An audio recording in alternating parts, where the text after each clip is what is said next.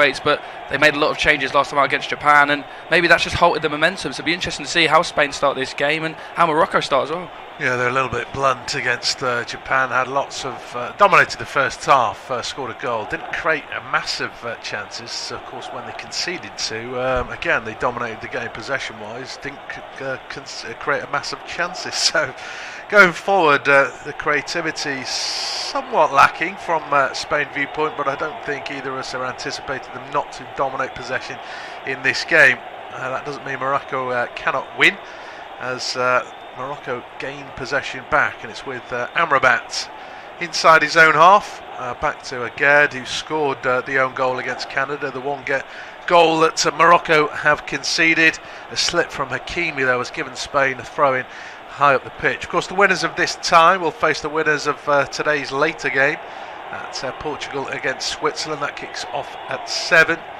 But obviously, the big guns largely have gone through. I say big guns. Croatia finished second in their group, but they were favourites yesterday against Japan. Needed, of course, penalties to book their progress. But England, France, Netherlands, Argentina, Brazil, Croatia, all into the last 8. Spain are hoping to join them as they get possession back on the halfway line. We were talking about goal scorers for Spain. Obviously we've talked about their creativity and perhaps the lack of a cutting edge in the last 2 games. Scored 7 against Costa Rica, so that's a bit of an anomaly. But Morata scored in every game so far on the bench.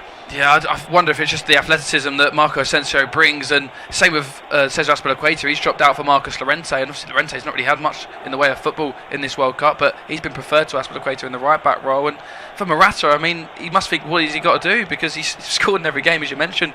Really impressed with him actually against Germany. I thought he come off the bench in that game and had a real impact, didn't he? So perhaps Luis Enrique sees him more of an impact player. I know that players don't really want to be seen as that, but how many players over the years have we seen come off from the bench and really make an impact as a super sub? I mean, as you say, for Morata, it's probably not what he would want, but if he's getting minutes and he's scoring goals, and he's just got to keep hoping that Luis Enrique in the end will repay his faith and perhaps give him a start.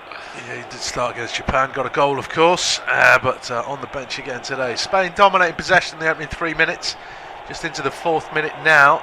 Haven't created anything, a lot of it's been on the halfway line. Morocco pretty swift into the tackles. The one challenge we've seen that led to a free kick was Ziyech on Alba, but there wasn't really much in it. Ball into the box, but it's just beyond Gavin. It's hooked away by Agard. He's got underneath this one. It's more of an aerial clash. Busquets tries to keep it alive, but Asensio can't control, and Morocco have it back. Haven't got out of their half in possession, Morocco at the moment. That looked to have come off Unahi last to me. Just waiting for the referee. Indeed, it is a Spain throw, so Spanish possession once again. They're in their away strip.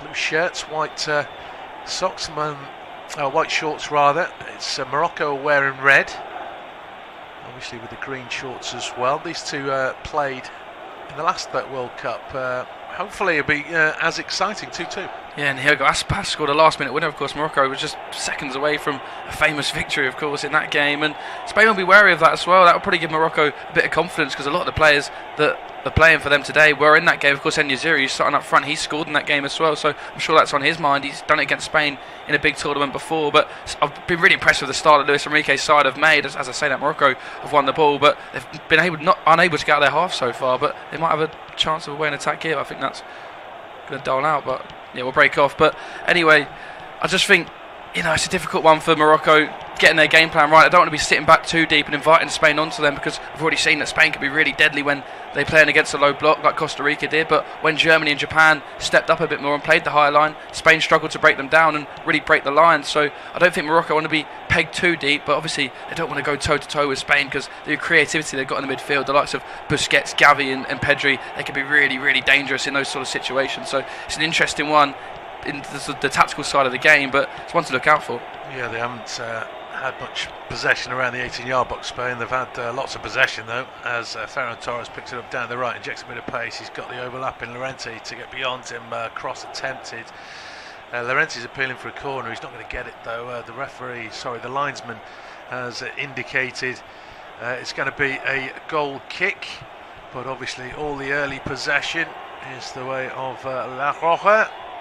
but no shots at goal yet. Morocco, obviously, as Ben mentioned, defending in numbers, but that last break, I know it didn't work, but they had 5 players streaming forward if Ziyech had been able to control it out on the right. So it's not as if they're sitting back and just defending in numbers. Oh, there's a mistake at the back. Morocco do have a chance down the left-hand side with Boufal, who gets a cross in. It's blocked by Rodri. Only to Amalat. Back to Boufal, who wrong foots Llorente. And he's trying to get round the tackler as well. He goes down wanting a foul. He's not going to get it. Then it's a miscontrol from Ferran Torres. Morocco have a throw. But all of a sudden, panic stations at the back from Spain a little bit. I think it was Rodri who slipped and allowed Boufal in behind. But credit to Spain, they got bodies back. Morocco now have possession inside their own half, as that's hit long, far too long. It's going to go behind for a goal kick. But as I was saying, they had 5 players up for the previous attack, and then once that mistake was made, the red shirts are streaming forward. Yeah, that's a positive sign. I'm sure that's what Walid Regragui was talking about as well. You know, we've got to play with the energy that we played in the group stages, and Morocco have come kind of sweethearts of the World Cup, haven't they? Everyone's been really enjoying watching them play. Of course, against Belgium and Croatia, the Croatia game was 0-0, but Morocco received a lot of plaudits for the style of football they're trying to play. And they've got players in their team now that are playing all across Europe, of course, and doing really well as well in the likes of the Champions League. And I just think here for Spain, Marcos Llorente, he's not a natural defender. He's played right back, of course, a couple of times before for Atletico Madrid, but the first time Boufal's got one-on-one with him there, and he left him for dead, didn't he? And that's probably a slight thing that Boufal will be looking at. If he can keep beating him, and it's going to give him more confidence to go forward, Morocco will see that as well and start prioritising the left-hand side for attacks. Spain back in possession, they're controlling it 72%. We've only had 7.5 minutes, admittedly, but obviously Spain are seeing most of the ball. Arguably, Morocco have looked a little bit more dangerous. They've got a cross into the box to say that. Obviously, Spain haven't yet, so that's not the way Spain play. There hadn't been a shot at goal yet. Jordi Alba's making numerous runs down the left-hand side, and so far he's continually ignored by his teammates as Pedri switches play to Ferran Torres, who cuts in field now, edge of the box, into the box. Little back heel doesn't quite work. He kind of ran out of room. Gavi's left the leg dangling. Amrabat's gone over it. Not convinced there was much contact, but no real complaints from anybody. Just a little side trip, wasn't it? He sticks out his left foot, Gavi, and Amrabat sees that. It's enough for him to go over, and he's experienced head, isn't he? The former Watford midfielder, and you see that leg of Gavi and just another chance for his side to reset and break. But it was a nice switch of play there from Pedri. First time I've seen Ferran Torres get one-on-one with his man, but Morocco, as we mentioned earlier, just defending well in numbers. But as I say, that's really poor from Roman Sires, trying to play out the back there, and they've just gifted possession of the ball back to Spain, and that's what they not need. That's what they need to try and avoid. Morocco, they don't want to be giving the ball easily to Spain and just letting them have wave after wave of an attack, because the quality that Spain have got in this side, they will really punish you if you just keep letting them come onto you. Yeah, it's a sort of system that Spain are quite happy to dominate possession, but Germany scored. Looked dangerous from set pieces. Sounds a bit of a cliche against Spain, but the back four of Spain, you would suggest, is perhaps not the strongest in this competition. It's quite makeshift, isn't it, Rob? I mean, they've got Rodri, who's a natural central defensive midfielder, of course, Manchester City in front of the back four. Not really played central defence much, apart from for country. Marcos Llorente as well, he's more of a central midfielder or a wide right. He's not really played right back too many times for Atletico Madrid, so there's 2 players there already that are not playing in their natural positions that they play for clubs. So it doesn't sound like too much. Of course, they're professional footballers, they know how to play in these positions, but you know, when they're not used to playing in that, sometimes you're just not quite as alert as what a natural defender would be. So it's one to look out for Morocco, and probably where they're going to have most of their joy, especially because Rodri and Marcos Llorente are both playing on that right-hand side together. Well, one back by Morocco's 2 Spain players went down, 1 in free kicks, not going to get it. Boufal then slipped. Oh, the referee has given a foul.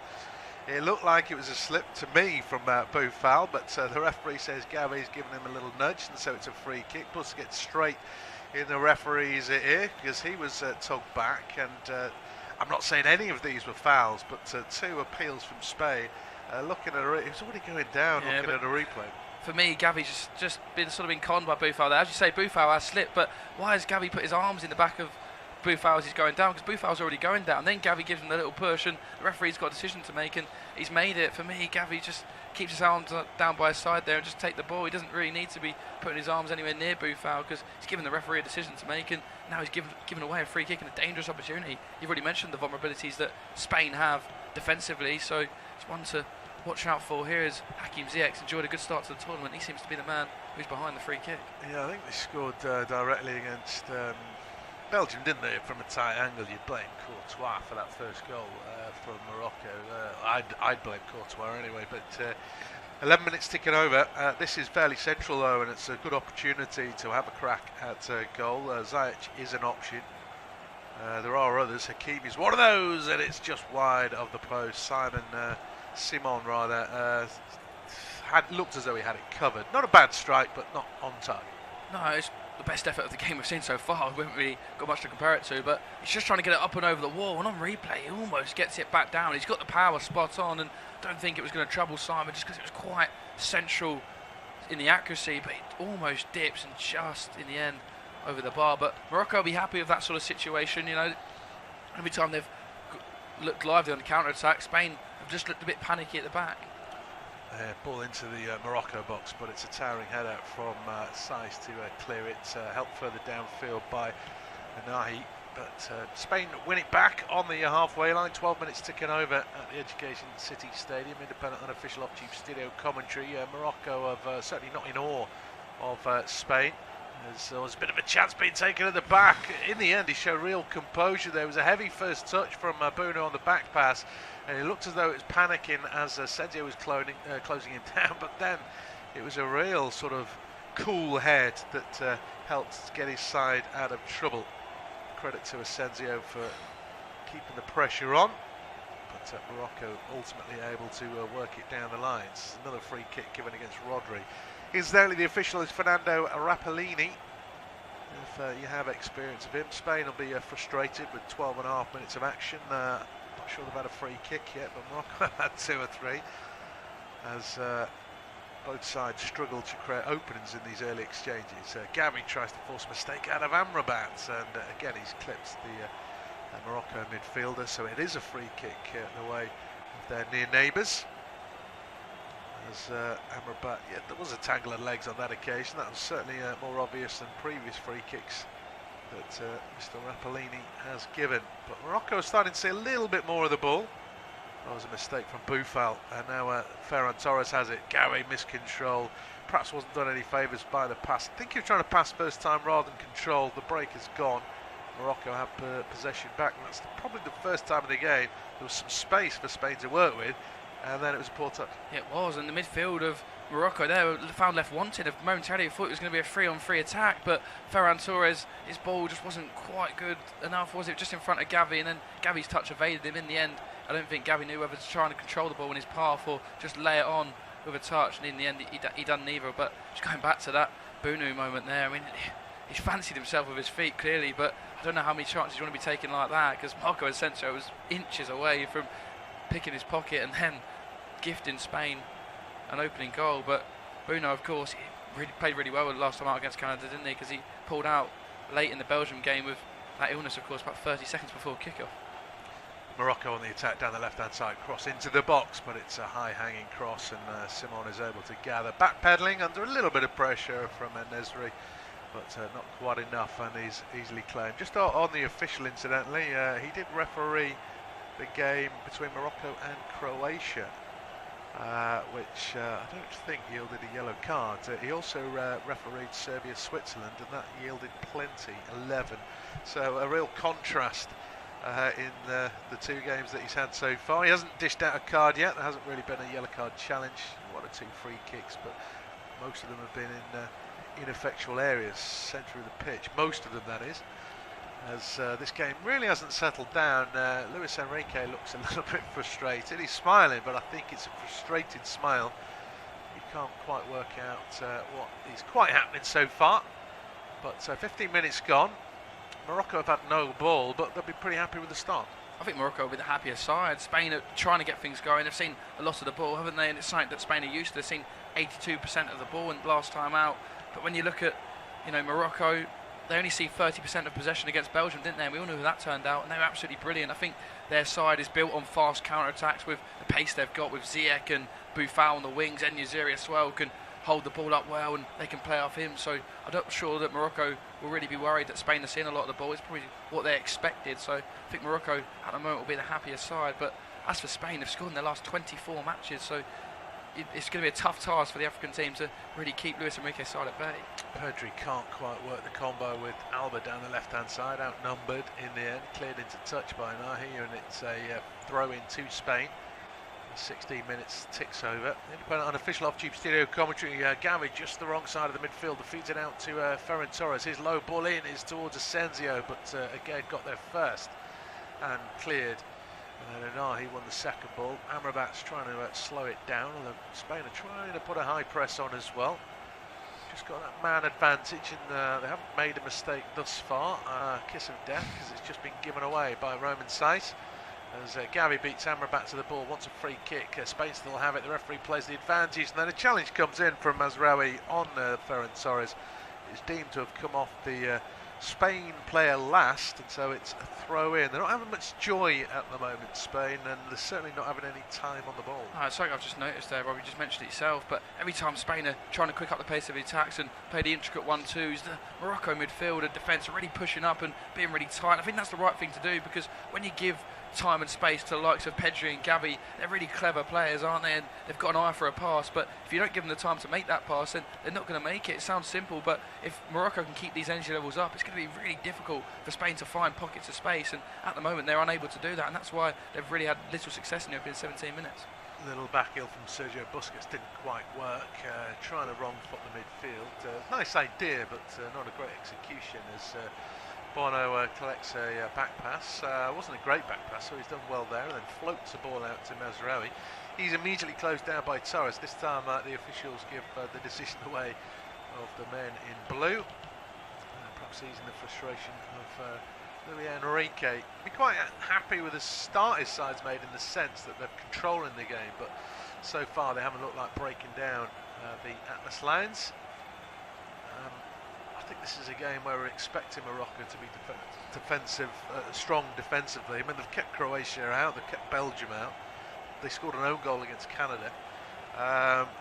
Obviously, they defend first and then attack on the break. Yeah, it's a game of cat and mouse, isn't it? I think we all expected sort of the tactical exchanges between these two sides. When I actually look on these sides' defensive records in the group stage, only Argentina faced less shots than these two sides. So they're two sides that are built very well defensively. As again, Mazraoui this time gives the ball away poorly. Morocco just starting to make a couple of mistakes playing out from the back, and they don't really want to give Spain an opener, because we just mentioned there how good they've been defensively. But Spain, we've spoke about their goal scoring prowess, but at the moment they've had very little in the way of creativity, which I think which is why Morocco will be the happier of the two sides at the moment. You mentioned Spain are controlling the game, but they're not really having possession in dangerous areas, are they? It's a lot of just passing between the central defenders and to the midfielders, and then backwards again, because Morocco are keeping their shape really well and just forcing the Spaniards back. Yeah, I think this is a change of tack. They've just pushed Gavi a little bit further forward to try and stop Morocco playing out. I mean, Ben just mentioned they started to play it out and making mistakes. Mazraoui's made a couple. The keeper almost played himself into trouble, a la Matt Ryan did against Argentina, but he got away with it. Gavi with a diving header almost got booted in the head, but he's won the possession. The challenges are strong from Morocco, not overly strong, but I think Spain are a little bit frustrated. They haven't really had a decision yet, but now Amala has been penalised, probably just the third out of 3 consecutive little nudges in the back from Morocco players. Spain are obviously not gaining any advantage, and a free kick was given, but it is on the halfway line and no imminent danger. We still haven't had a shot on target. Of course, Morocco have had a shot, that free kick. Poor pass from Llorente is gifted possession back to Morocco, and it's an early ball from Boufal out towards Ziyech. Jordi Alba wins the header, almost just eased off the ball by Hakimi. No foul, says the referee, who tells Olmo to get to his feet. Nice turn from Ziyech, and he sets Hakimi away down the right, gets to the byline, but then loses a bit of momentum, didn't want to cross. Eventually does, though, headed clear by Laporte downfield. Amrabat let the ball run, and again has to take some kind of action. There's then coming together between Olmo and I think that's Amrabat, and it's a free kick to Morocco. I can sense a few Spanish players getting frustrated.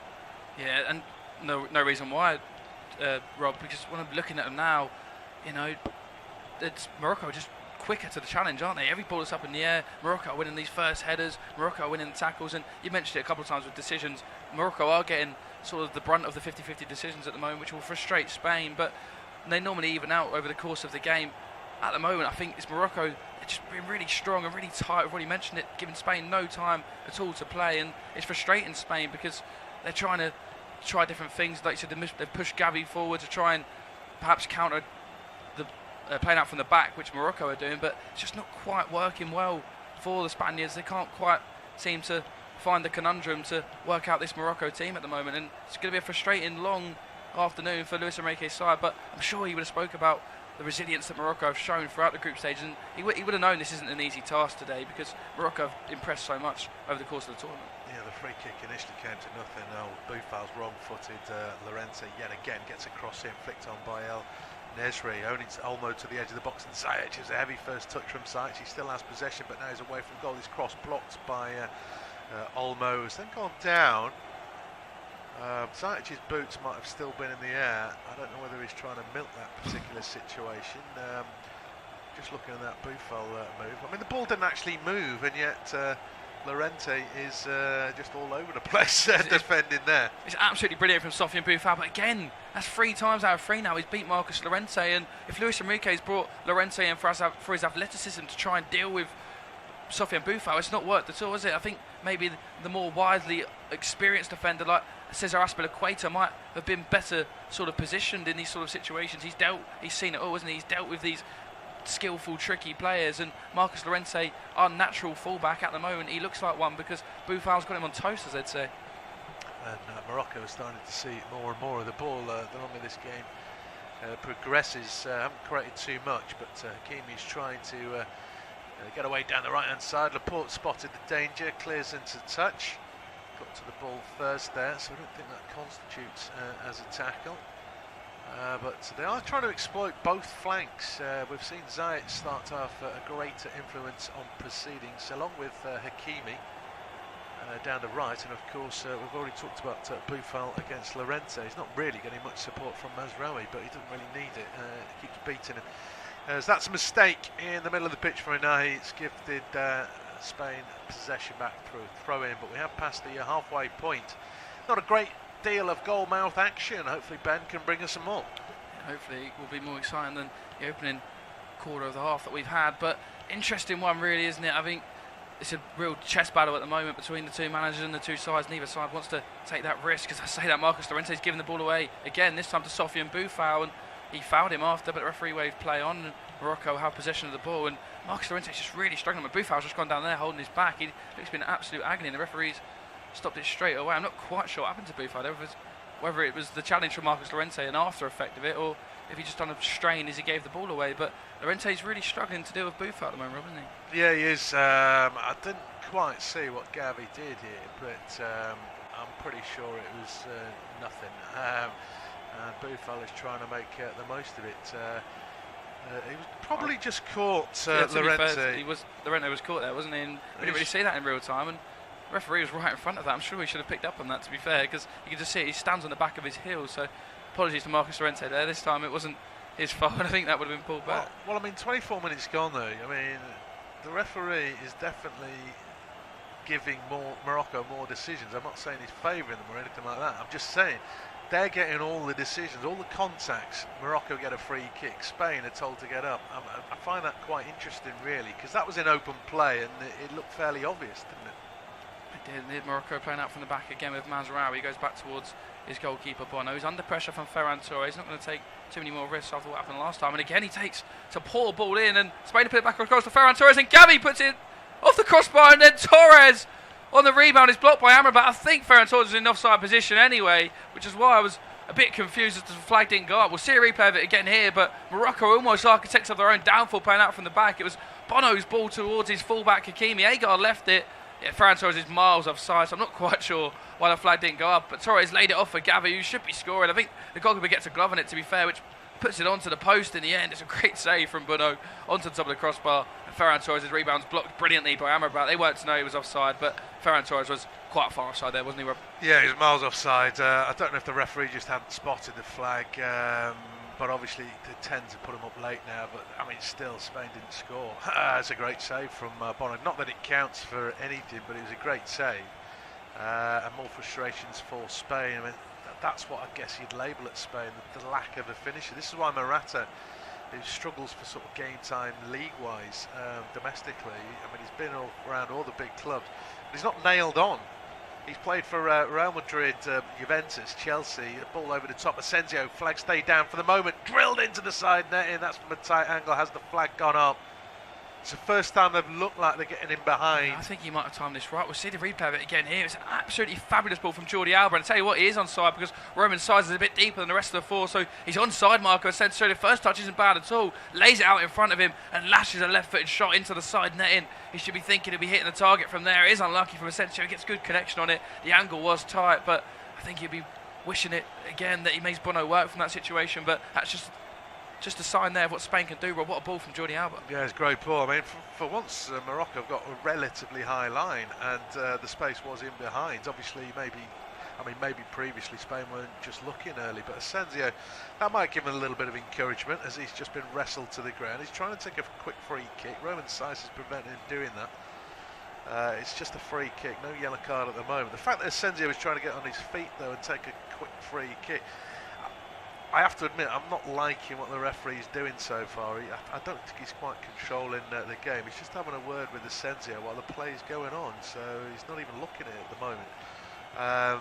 I mean, I would be really frustrated if I'm the Spanish player out the field at the moment. Sooner or later, I mean, you mentioned it might even itself out, but I don't think they've had the rub of the green 27 minutes on the clock. No, certainly haven't. They've not got the rub of the scoreline either. It's still Spain 0, Morocco 0 at the Education City Stadium, but just signs in the last couple of minutes that Spain are starting to make dents and inroads on the Morocco back line. Of course, that Asensio chance there, and Morocco just don't look too assured playing out from the back. And with the energy that Spain have in their press, perhaps that's their avenue for success. It's Marcos Llorente finds Ferran Torres, who finds Rodri, his former Manchester City colleague. Rodri plays the ball towards Pedri, and Spain just knocking the ball about as they have done for the opening 28 minutes, and Morocco not really keen to come out their shape and come and press Luis Enrique's side, and that's probably because they know how dangerous Spain can be when they sucker their opponent onto them and catch them cold.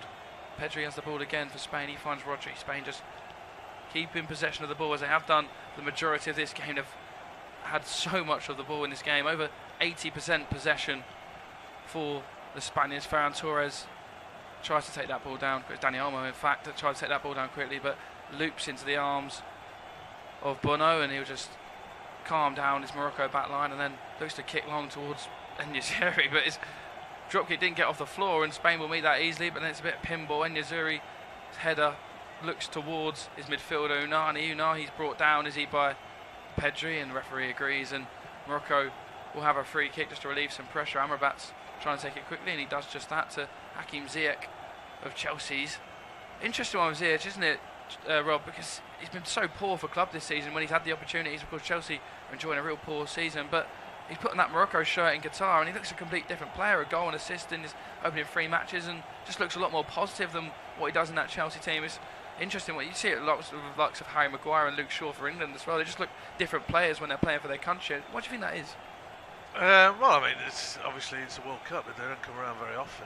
Playing for Chelsea is week in, week out, twice a week, maybe even 3 times a week over Christmas. You know, and particularly if the manager isn't necessarily playing you. I mean, it's a bit of a conundrum at Chelsea at the moment, isn't it? Lots of players are playing out of position. But I mean, you put the shirt on, you see it with Scotland.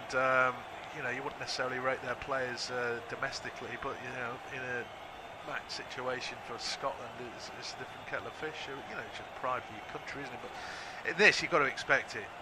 World Cup comes every 4 years. There's no other World Cup.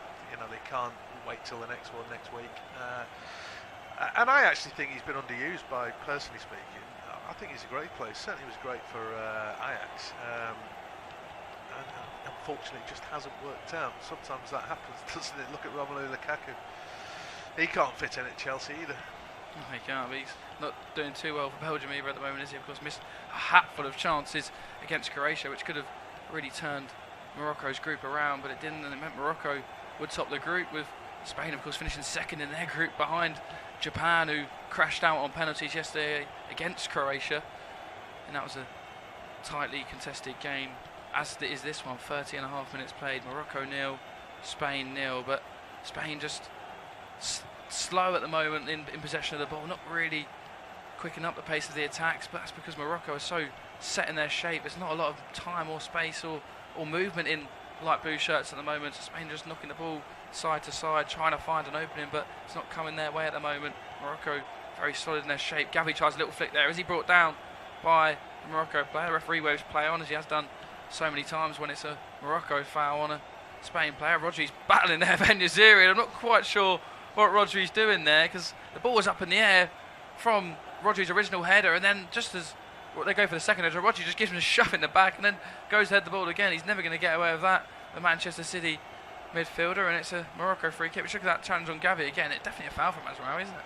Yeah, it's definitely a foul, and particularly when you see what other fouls that have been given. As the ball was played up to El-Nesyri actually very quickly, but instead Laporte to half block it. I think the referee is getting lots wrong in this one, and unfortunately it's all going the same way. Some of the fouls that Morocco are getting aren't being given for Spain. Now you can't have that. If you want to be soft and give everything a free kick, that's one thing, but it seems to me that Morocco are getting every decision that they want in a contact situation, and Spain are getting no decisions at all. I don't think it's right. I don't think the referee's playing it well. Spain are not getting the rub of the green at the moment. It's a tough one, isn't it? You don't want to be talking about referees during a game, but when they are having an effect on it, a negative effect on it, it's hard to avoid it. I mean, there's not been a lot of poor refereeing performances in this World Cup so far, to be fair. We've not had too many VAR controversies. We've had a few, but it's to be expected, isn't it, in 2022. As Mazraoui takes a shot from distance straight into the arms of U.A.T. Simon, but he has to claim it for the second time of asking. Wasn't the most convincing goalkeeper. Of course, he made a mistake last time out against Japan for the opener. Mazraoui's pickpocketed Ferran Torres, it was, strikes from 25 yards. The first shot on goal that Morocco have been allowed. It's straight down the goalkeeper's throat, but wasn't the most convincing goalkeeper. He's actually tried to catch it, but parries it, but luckily for him, he's there to react before a Morocco player. But that's positive play from Morocco, isn't it, Rob? We'll get your thoughts on that in a minute. It's a long ball forward there from Jordi Alba, the exact same one to Marco Asensio, and it almost found the Spanish forward again, but positive play there from Morocco. Yeah, definitely. I mean, he's won the ball high at the pitch, Mazraoui, and there was contact there, but I think he's legitimately won the ball.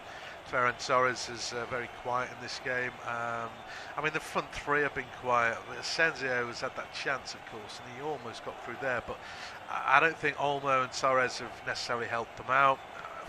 I mean, I was going to equate Spain to Man City. They've got all these sort of a playmaker, possession-style footballers.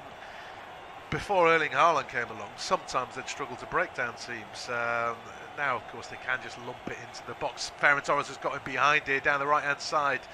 Deep cross towards the far post. Gavi's too big for him.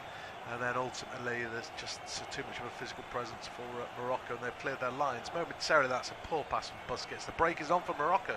Yeah, Ferran Torres tried to stand up across there. That's where you want Alvaro Morata, though, isn't it? If you're Spain, and there's a long ball forward from Sofiane Boufal. He had no players ahead of him. He just tried a big switch towards Hakim Ziyech, but it was a poor one, and it's straight into the arms of U.A.T. Simon. But En-Nesyri up front for Morocco cuts a frustrated figure. He's touched the ball 3 times in the opening 33 minutes of this game. I think that highlights just how much of the ball Spain have had. Well, I don't think Asensio's touched it many more times than that. I mean, he's starting to make the runs. Gavi's just made a run in between the lines here. He's got down the left-hand side, early cross to Ferran Torres. Spain on the attack. Torres tries to go around the outside. 3 players try and hold him up. He still finds a pass, admittedly backwards. Yeah, it's good work there from Ferran Torres, and really good work from Gavi getting in between the lines. Gavi has the ball again here. Can he try and cross? But again, Hakimi sticks to his task well, forces Gavi to go all the way back towards Aymeric Laporte. Laporte will find Rodri to Pedri to Busquets to Marcos Llorente. He's found himself really high up the field now, and he has Ferran Torres in support. Ferran Torres to Pedri thought about a shot, thought better of it, found Laporte. Laporte's going to shoot, as he lays off a really good pass to Dani Olmo, cuts inside, he's juggling with the ball, trying to find an opening, but again, it's really good work from Morocco defensively, and then, not quite sure what that was, I think it was Gavi who was flying in to try and pick the pocket of Unai with his head, but in the end he just catches the Morocco midfielder. He ran into him in the end, didn't he? Just catches his right leg, and it's a Morocco free kick deep in their defensive half, but solid defending from the African team again. Yeah, Spain are trying to get more bodies forward. We saw Llorente there, who was beyond the midfield, wasn't he? He was almost, inside right. So he had Torres to his right, and Asensio through the middle. I mean, that's the right fullback. I mean, this is frustrating. And he's almost kicked Gavi's head there, and he's gone down as though, he's broken his own leg. I'm getting a little bit frustrated by the antics that are going on. Yeah, I have to admit, he's not doing this game any favours. What have we had? 3 efforts at goal and only 1 on target. Yeah, and that was a pot shot from 25 yards from Morocco just a few moments ago as Ferran Torres looked to try and lead somewhat of a counter-attack, but his ball was just in behind Marcos Llorente, and Spain will have to reset again. Rodri finds Unai Simon into Sergio Busquets, and Busquets hasn't quite been able to hit the heights of previous years at World Cups for Spain in this tournament. He struggled to keep up with the pace of the game, and he's not had one of his better evenings so far this afternoon. He's given the ball away a few times, as Jordi Alba does there, and Spain probably a mix of their frustration, perhaps now just trying to force it, but they've got plenty of time. I don't want to be forcing the ball just yet, but they're looking forward, Jordi Alba, at every situation, but just not a lot of movement in the way of Spain forward at the line at the moment. Rob mentioned it earlier, their front three are just struggling to get involved in this game, and it's credit to Morocco, really. They look really good in their shape, and they're just limiting the amount of time that the Spanish creativity can get on the ball. Laporte finds the ball here out wide left to Dani Olmo. Dani Olmo again is shown backwards as Ziyech and Hakimi double up on him. Spain play across the line towards Rodri. Rodri steps out of defence into the midfield, where he's much more comfortable, of course, where he plays to Manchester City. He finds Marco Asensio out wide to Ferran Torres. Torres 1-on-1 with Mazraoui, but again, this time it's Boufal comes back on him, and Morocco just doing really well at doubling up on the Spanish wingers, and I think Morocco might even have won the throw in there. Yeah, he's working really hard, hasn't he, Boufal, defensively, and of course, if he's had a chance, he's had a run at Llorente the other way. But I mean, Torres, he's got to do a little bit more. It's not easy against a double up situation, but he's not quite committing the defenders. He's not trying to use his pace. He's not necessarily taking them on. He just wants to shimmy and get time on the ball. It's not really working. I really don't think the Spanish sort of front 6 is doing enough movement. It's not easy when there's 10 players back there, but it's quite static, and as we know with Spain, they're quite happy to have the ball. They'll knock it around amongst themselves. But I think there's got to be a little bit more movement. They have switched Gavi and Pedri. Pedri was more left of centre mid, wasn't he, and Gavi right, but they've swapped flanks right now, although it's Morocco are trying to break. That pass is going to find touch before Hakimi, though, and Spain will have a throw in inside their own half. Neat work there from Ziyech and Hakimi just broke the line momentarily, and he had the pace advantage over Jordi Alba, but Ziyech's ball, because he's left-footed on that right-hand side, was always curling away into touch, and that's what it did in the end. Rodri finds Laporte. 38.5 minutes played at the Education City Stadium. Morocco 0, Spain 0. The winner, of course, of this tie will face Portugal or Switzerland on Saturday afternoon before England's clash against Le Bleu, the defending champions, of course, France. Pedri finds Laporte. And Morocco just slowly, in the last couple of minutes, are getting deeper and deeper, and at this stage of the game, I don't think that's where they want to be, as Spain look to find an opening here with Pedri. Pedri fires a nice ball across the face of goal, and he holds his arms up as if to say who's on the end of that. And I think Alvaro Morata will be looking on from the bench, licking his lips, because that's exactly the situation where he would have been, and be again frustrating. Perhaps Marco Asensio just hasn't got that striker instinct that you need to score the goals. As Amrabat has the ball here, is he fouled by Marco Asensio? Referee says no, and Spain will pick the ball up again with Rodri at the back, and another wave of an attack. Laporte's mid-conversation there with Rodri whilst he's on the ball. I think he's trying to say to his Manchester City teammate, let's just try and quicken up the pace of these attacks, and perhaps try and tire out this Morocco back line that have dealt with the Spain attacks very well so far. I mean, Llorente's playing up front at the moment, but I mean, you mentioned it there. It's that ball from Pedri. I don't think you could want a better ball, but Asensio's pulling away to find some space away from the 6-yard box, and Llorente hadn't continued his run in. I mean, it's a great ball. Lots of teams' players would thrive on that ball, but nobody's there.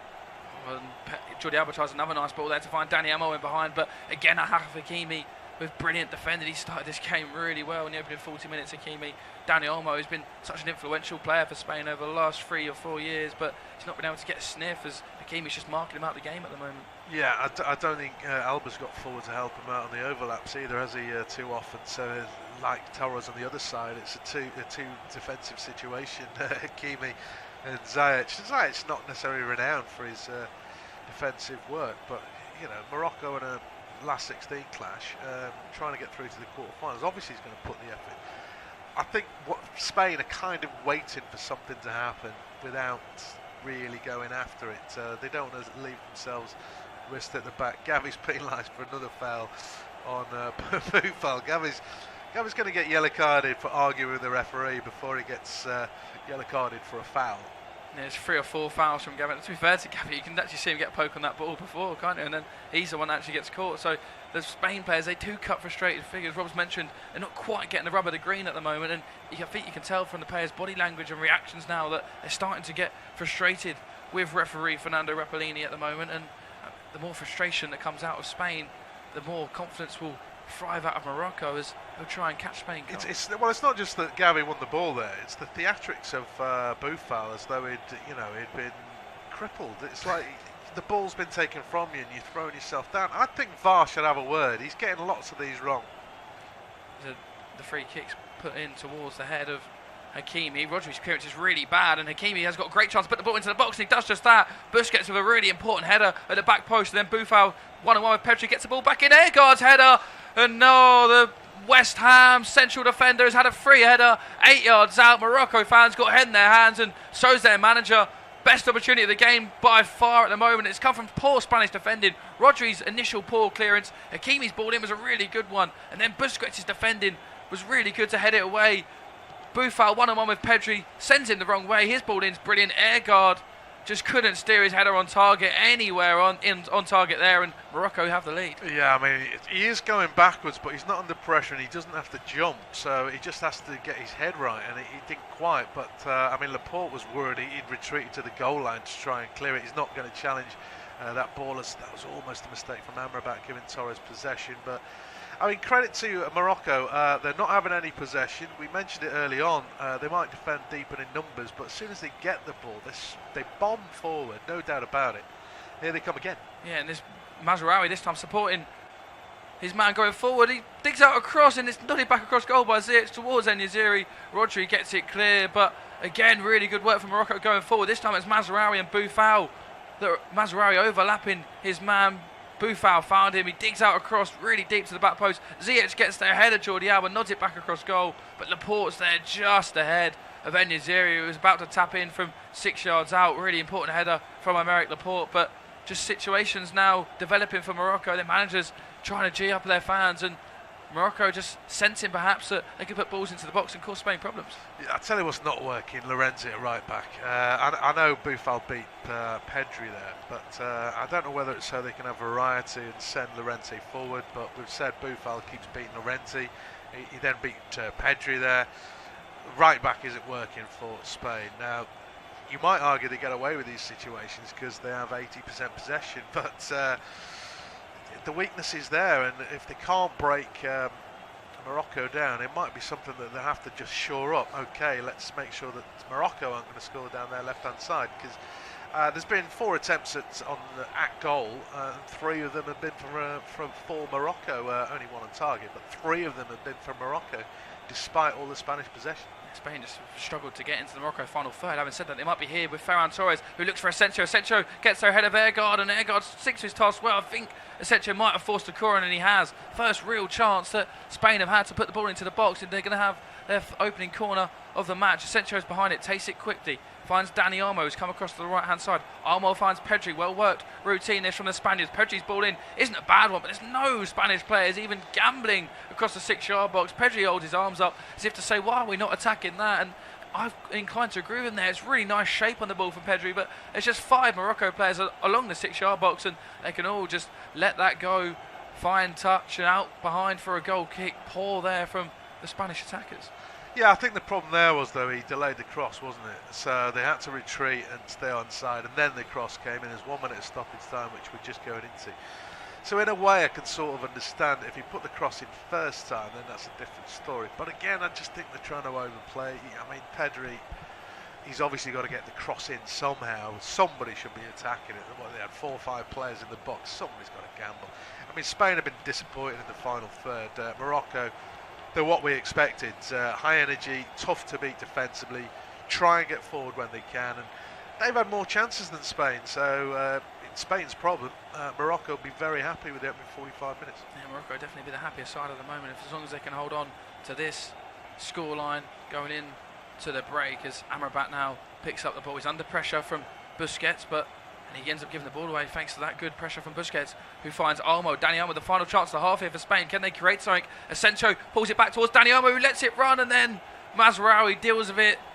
Big opportunity that for Spain, but they weren't quite able to get a shot away, and the referee will blow the half-time whistle at the Education City Stadium. It's been a first half of very few chances. Mazraoui perhaps with the best one, along with West Ham's Nev Ergar. Morocco, of course, had the first best 2 chances of the game. Spain have created virtually nothing, and that's why the scoreline at the moment is still goalless. Spain 0, Morocco 0.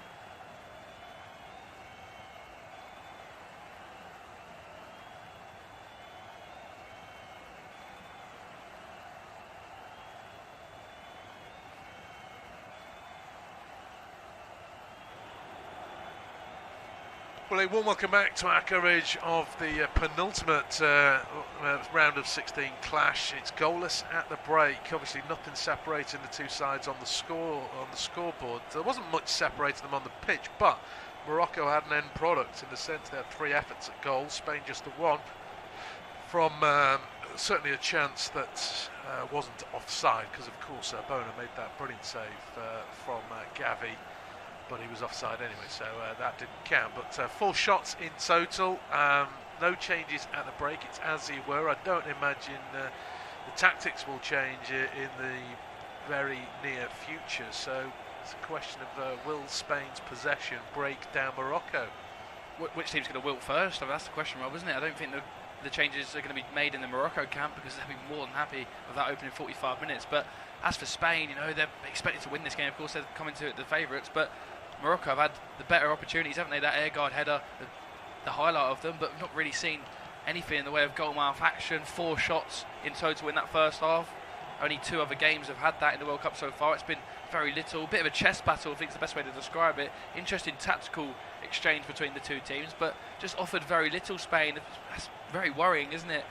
I said they were the highest scorers in the group stage phase, but of course 7 of that come against Costa Rica. Only got 2 in their last 2 games, and they've just really struggled to create anything against this Morocco team, which is such a well-oiled defensive unit. Only conceded 1 goal in their 3 games in the group stage, and that was an own goal. So there's clearly no how to defend Morocco, and Spain just haven't found an answer for them yet. Spain do get a free kick. Ferran Torres trying to work a 1-2 with Llorente. Maybe Mazraoui is just a fraction behind Torres. There was a coming together and he dragged him back, and then it's a free kick. Not within shooting range, the angle's a bit too wide, but maybe 25 yards from goal. I think Torres has tried to make as much of the contact as possible. I mentioned the first time I wasn't particularly happy with the referee. I don't think he's got the decisions right. I mean, it's not really been that sort of game for the free kicks, but Spain finally have one. Do they pose a threat from these situations? Obviously they can't break down Morocco from open play so far. Laporte and Rodri up for the back. It is swung in towards the near post, and it's headed away by Nesri back there, and it's a throw in. Not a bad delivery, but Morocco back there in numbers doing the job, and that is safely negotiated. Have we seen anything different in the opening 2.5 minutes?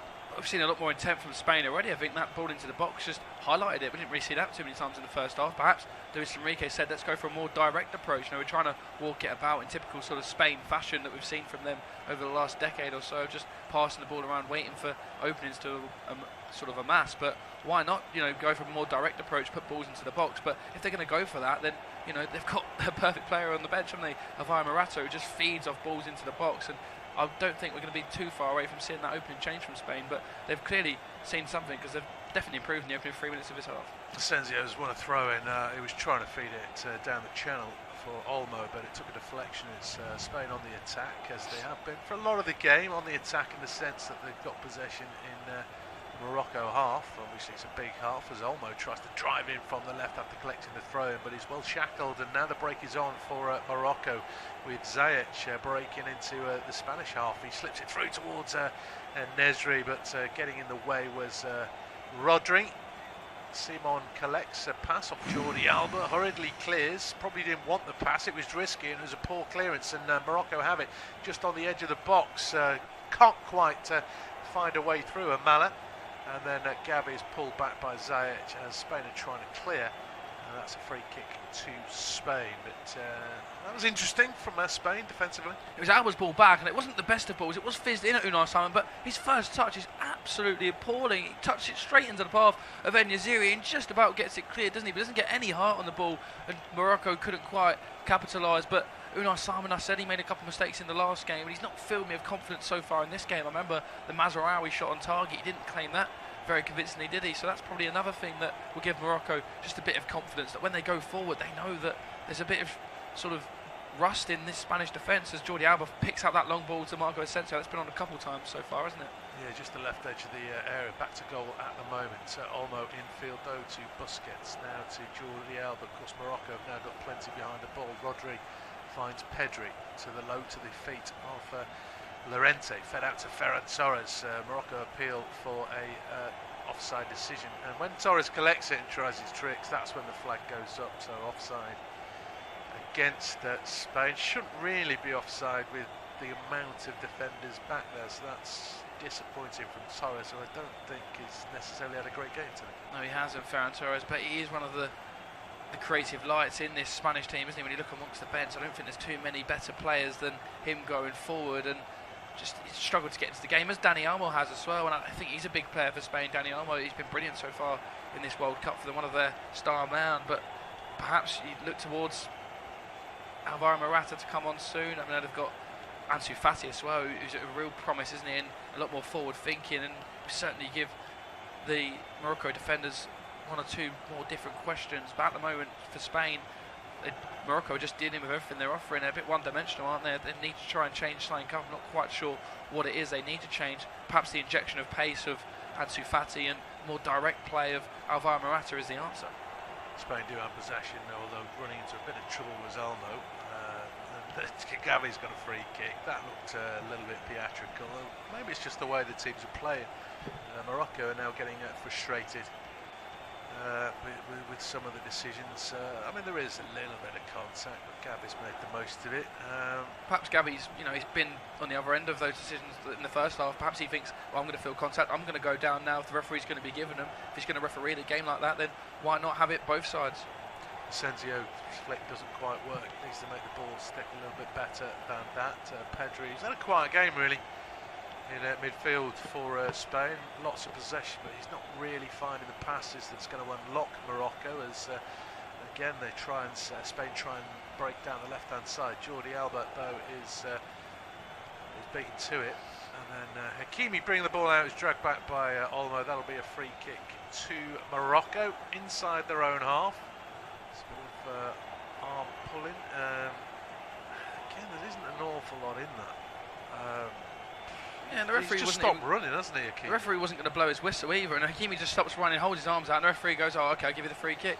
I feel like he just needs to be a bit more stubborn there, the referee, and say, look, I don't think that's a free kick, because it didn't look like for a second he was going to blow his whistle, and as soon as Hakimi stops running, whistle into the mouth and blows for the free kick. But it's a real poor free kick from Morocco, and they basically just gifted possession of the ball back to Spain, and Spain would have a goal kick. But the thing is with these cheap free kicks as well, Rob, is it's disrupting the rhythm of the game, and it's not really allowing this game to flow. And we see Alvaro Morata now in an intense warm-up, so I didn't think it would be too long before we see the Spanish striker and the number 7 is just getting ready alongside Carlos Soler. Yeah, he's got to come on, you would have thought. It's just not happening in the final third. Even when they put some good balls in there's nobody been capitalising. None of them are out-and-out strikers, as it were, so perhaps not finding the dangerous areas that can hurt Morocco. Lots of possession still. Obviously, we're only 7-8 minutes into the second half. 53 minutes ticks over. That's a better run from Olmo. Now finding, I think that's Gavi in an advanced position. He's caught from behind by Hakimi. And that'll be a free kick to Spain. And again, all of a sudden, I think Gavi's had a word. As soon as there's contact go down, it's not the fact that there isn't contact.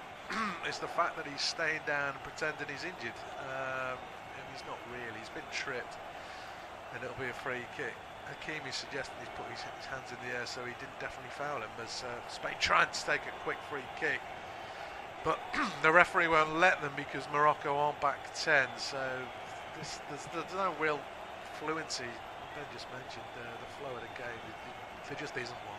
It's just free kick, couple of passes, free kick. It's just really not allowing this game to get going. I think that's why Spain are struggling, because they're such a free-flowing passing team, aren't they? But when there's no rhythm in the game and they can't allow to sort of play these passes, this game at the moment is probably playing into Morocco's hands. Set piece. Olmo goes for goal from a tight angle after a little layoff. It's parried away by Bono. You wouldn't expect him to score from that angle, but he's hit it hard. It's on target. Take a chance. And he's punched it clear in the end, Bono. It's gone out for a throw-in, which has been taken. Spain working infield to Jordi Alba. But obviously everybody's back for Morocco, and there's no rush to get it in the box again at the moment. Pedri might change that. Backheel from Asensio doesn't work. I can see Asensio being the man that's going to be replaced by Morata. 55 minutes just about up, and obviously Spain struggling to hit the target. They have just hit the target from Olmo, but if he's scoring from that angle, Morocco would not be happy. I think he's made some good runs, Marco Asensio, and I don't want to be too critical of him. I just feel like he's just quite not got that sort of attacking know-how as far as the centre forward's concerned, because he's making these good runs onto the last man, isn't he? But he's not being found by the Spanish players because they've not really had time to play these passes. But at the same time, perhaps his runs are just not quite intelligent enough to get himself into the situation where he's going to pick up the ball. When he played off the shoulder and got picked up by Jordi Alba, he had a real opportunity, didn't he? But wasn't quite able to put that into the back of the net. But other than that, he's been starved of service, in fairness to him. As Olmo's won the ball high up the pitch after a mistake from Hakimi, driving in towards the edge of the box, goes down under contact, but that looked to be trying to win a free kick as opposed to being fouled, and the referee waves that one away. Amrabat is now trying to bring it clear for the Atlas Lions, slips it through to El-Nesri, who looked offside. The flag's gone up. He's had as much services as Senzio, and that's really poor though, really poor from the Moroccan striker. Just look across the line, look how early he times his run, Rob, and Amrabat's pulled the ball out there, he's drove, and the Spanish midfielders have found left wanting, but I'll break off as Morocco come again. Yeah, Mazraoui down the left-hand side, cutting infield under a little bit of pressure. There's a slip. The referee has told both Morocco players to get up. It was Llorente winning the ball off Mazraoui, and then I think it was Boufal who slipped. Obviously the slip was just an accident. No foul on Mazraoui, but Spain don't break particularly quickly. What Spain are doing is they're pushing the fullbacks forward, and what we're finding a lot of the time is Pedri's at right back and Gavi's at left back. Whether that's something that's going to work over time, we'll see. But they're dropping very deep, and essentially they did it in the first half. They're asking Llorente to essentially go almost alongside Asensio at times, which seems strange for a right back.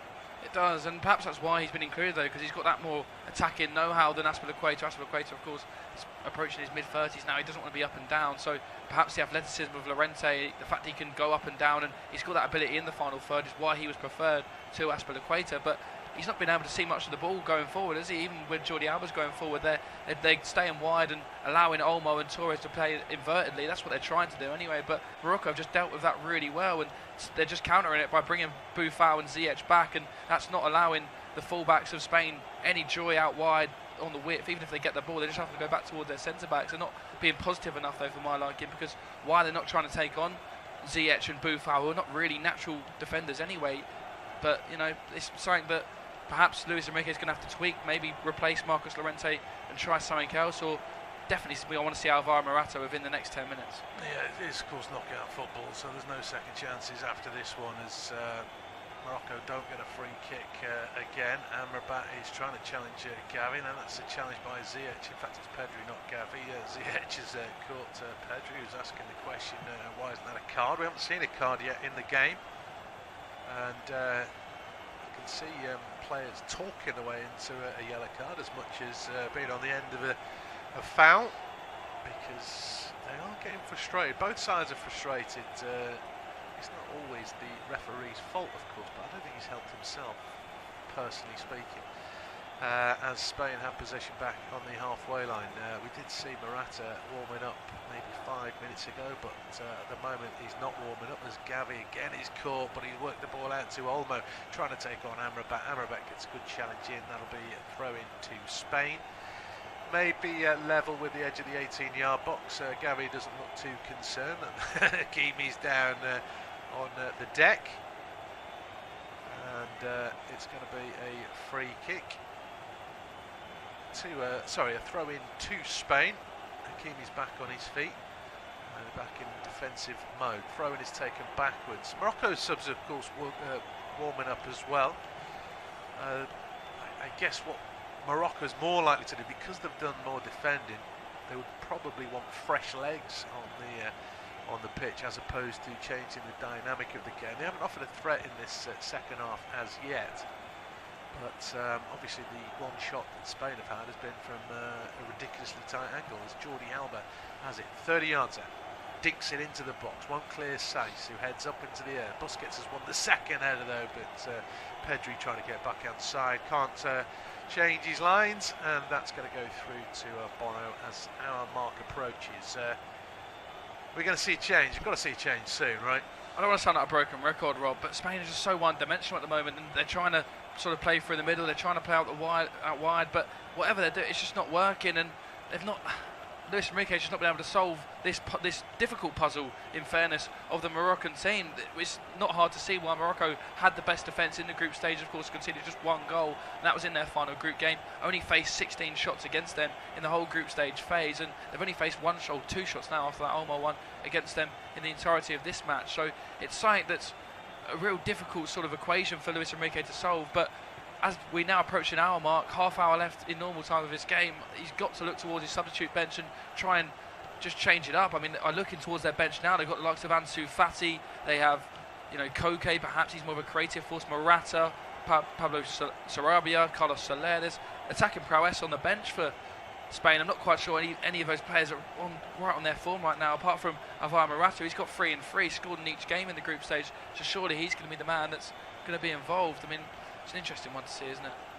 Yeah, there's only been one corner in the game, incidentally. There's been 24 free kicks, none of them not many of them in dangerous areas. That will be the worry. No yellow cards, but it's been a sort of niggly, unfree-flowing game.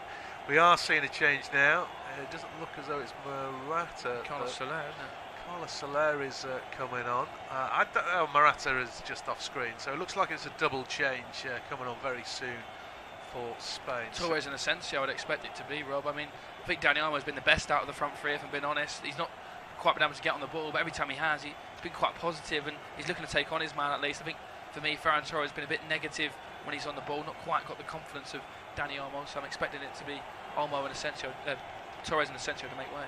They're taking a free kick short, and it's eventually put into the box by Jordi Alba, smashed up in the air by Roman Saiz. It's gone back towards goal, it's punched clear, not necessarily convincing. It bounces out of the 18-yard box. That could have easily been a problem, but now the break is on because Ziyech has the pace and he's got the support as well with Inahi on his outside, but credit to Pedri getting back and blocking the crosses. Spanish player's just gone down off the ball. I don't know whether he's pulled something. He's clutching the back of his right leg. Real agony, Jordi Alba here, doesn't he? I think it was from the original challenge, but just seems to be in real pain. I'm not quite sure whether. I think he made a foul sort of during the counter time. I'm not quite sure if he's trying to con the referee and just stay down. We're about to see it again here. It's Jordi Alba that makes this foul, isn't it, on Hakim Ziyech originally? And then he just goes down holding his leg. But you can see him limping straight away. I think he might have been appalled, to be fair. Oh, it's just a collision with Ziyech's knee on the back of Jordi Alba's hamstring there, so I think that's the pain rather than it being a muscular injury. It's more of an impact injury of Ziyech's knee. He's got the deep heat on it, and I'm sure he's going to be okay. Yeah, Gavi is actually making away, so it's been a frustrating day for Gavi. Asensio has come on. Asensio has gone off as well, so they're keeping the width with Ferran Torres. Morata and Soler are the two that come on. Morata just had to come on, 3 and 3. I was a little bit surprised he wasn't starting. I would suggest maybe Gavi had more of an impact or more influence on the game than Pedri. Obviously, the similar kind of players. Busquets is more of your sort of holding midfielder. I don't think Pedri's necessarily had a great game today. I thought he was fantastic in the Euros last year, but he's been a bit quiet for me today. Those changes have been made, incidentally. And Morocco have the throw-in. It's a throw-in, not a free kick, so they're back in their own half. I mean, are you surprised by Gavi over anybody else? I think he's been the one bright spot for Spain. He's not been able to really do much. I don't think he's had a good game, but he's sort of in that Jude Bellingham role for England against Senegal, wasn't he? He's just covering so much ground, trying to win the ball, trying to get Spain going. He's forward-thinking, and with Pedri, we've not really mentioned him too many times in this game, but of course, I'm not quite sure the tweak in formation that Luis Enrique is going to be going for now then, because Carlos Soler is not a natural central midfielder. Expect him to play wide right, so whether that means Ferran Torres is going to be playing through the middle alongside Morata, it's interesting to see, but it looks as if it's a change of shape for Spain for sure. Not quite sure what he's going to be doing. Is it 3 at the back, perhaps Alba, Laporte and Rodri with Marcos Llorente pushing on? I'm not quite sure what Luis Enrique is going to be doing here, but Marcos Llorente seems to have pushed into more of a midfield role, doesn't he? So whether he sees Carlos Soler now as the full-back, I think that's actually what he's done. Carlos Soler seems to be playing right back now in a back four alongside Rodri, Laporte and Jordi Alba. Still possession stats very much in Spain's favour. 61 on, according to FIFA, 61-24 with 15% in contest. So they have the lion's share, nearly 2.5 times more than Morocco. Haven't looked overly dangerous so far, but I mean, those stats can be misleading. I mean, Morocco aren't attacking against 10 men, so the chances are more, I wouldn't say clear cut, as that's a lovely diagonal into the box. Had Ferran Torres been able to get on the end of it, he can't, and it's gone behind for a goal kick. Of course, Spain are attacking where all the time when Morocco have got 10 men behind the ball. It's not the same the other way, so it's easy to be critical of the side that's not getting the shots on target.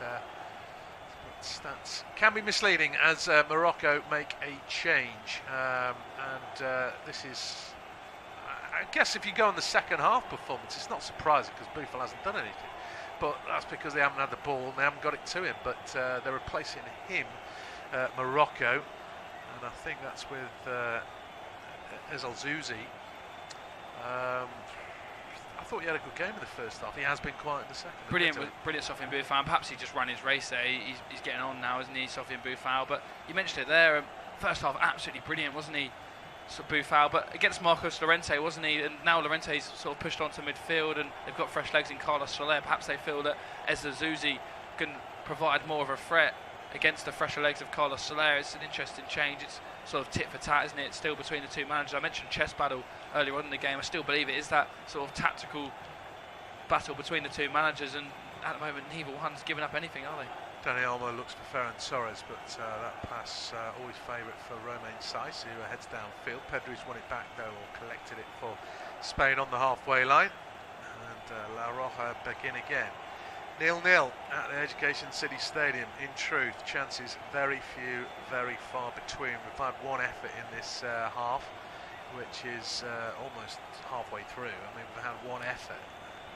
It was on target, it needed saving, but that's after a first half they had 4 attempts at goal, only 1 on target. So I think if people are expecting a tight contest, they've certainly got it, and at the moment I'm finding it difficult to work out a winner.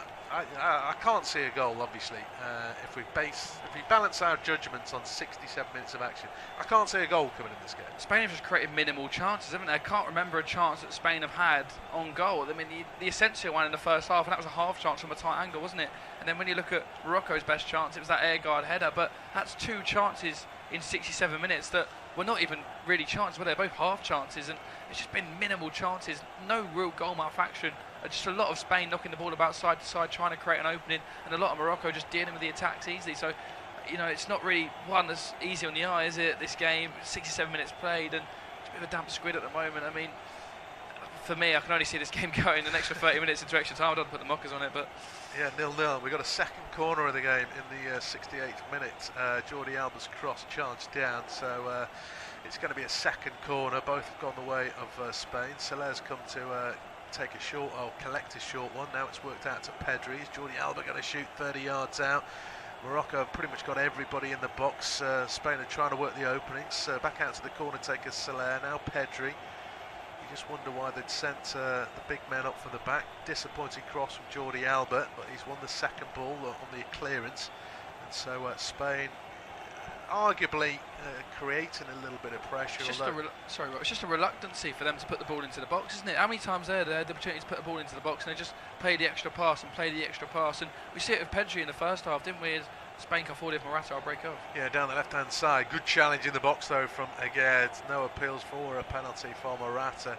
He was just about to pull the trigger. That's when the challenge came in, although Aguerd's actually just limping as he's come away from that. Morocco were trying to break downfield. That momentarily looked dangerous. A striker lining up a potential shot there. We've got to think that's danger because, as we talked about, these two sides, for want of a better word, cancelling each other out. It's not because necessarily it's been disappointing. I think the big players haven't, the attacking players haven't quite turned up. Who you say they are is open to question. That's a good run from Pedri. He's left 2-3 in his wake, but Amrabat's come back to win the ball. Pedri's quickly on his feet, not complaining about that particular challenge. Amrabat's obviously just sitting in front of those back four, trying to protect. That's exactly what he did. But 3/4 of the game have gone. We've had 2 efforts on target out of 5 in total. Do better than that, Ben. I mean, it's hard to do much worse, you'd think, Rob, but I think we both spoke during the break, didn't we, about this second half, and we expected a lot better than the first, but we've just not quite got it. This game's just still not caught fire yet, and we're 70 minutes through it, so it is a real struggle here for both sides, but at the moment it's still that tactical battle, and who is going to blink first at the moment? 70 minutes gone, neither side has blinked once at the moment. It's just a staring contest, isn't it? And here's the ball now with Carlos Soler, who's, as I mentioned earlier, in the right back role now. Marcus Llorente has pushed on into midfield.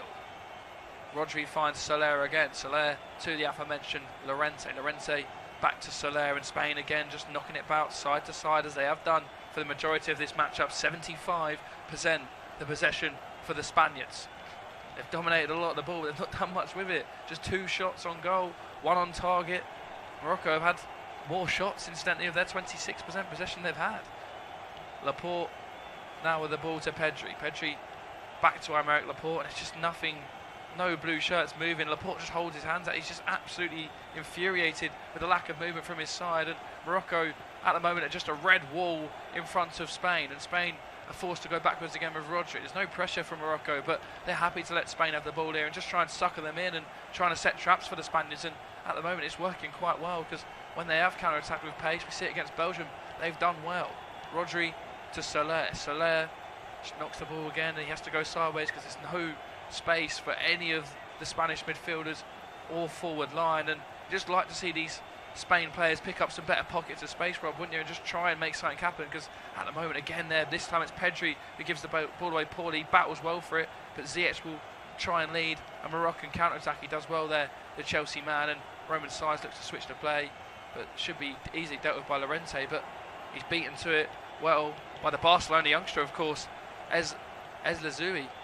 And here is Roman Saez, who's been dispossessed, and now Spain for the first time. We've got a bit of space to drive into with Sergio Busquets. Busquets finds Torres, a brilliant tackle there from the substitute Ez Lazoui, and then Roman Saez again with a long raking switch of play that only finds Jordi Alba. Alba's header, no real distance on it though, and Ziyech has got a bit of space to pick the ball up into. Can he find his man? He cuts a poor ball that from Hakim Ziyech. I'm not quite sure why Amada let it run, and Spain will have easy possession of the ball again, but you just like to see a bit more from the Spanish midfield, I think, Rob, just trying to pick up some better pockets of space in between the midfield and defence of Morocco, because there's just very little when the back line of Spain have got the ball. It's just not really much happening in front of them, is there? Yeah, I mean, I'm thinking it's the front 3 or 4, however they're playing it. I mean, again, Torres, okay, he's not had much service, but they've got a rare sort of 4-on-4 situation there, and it's a poor first touch.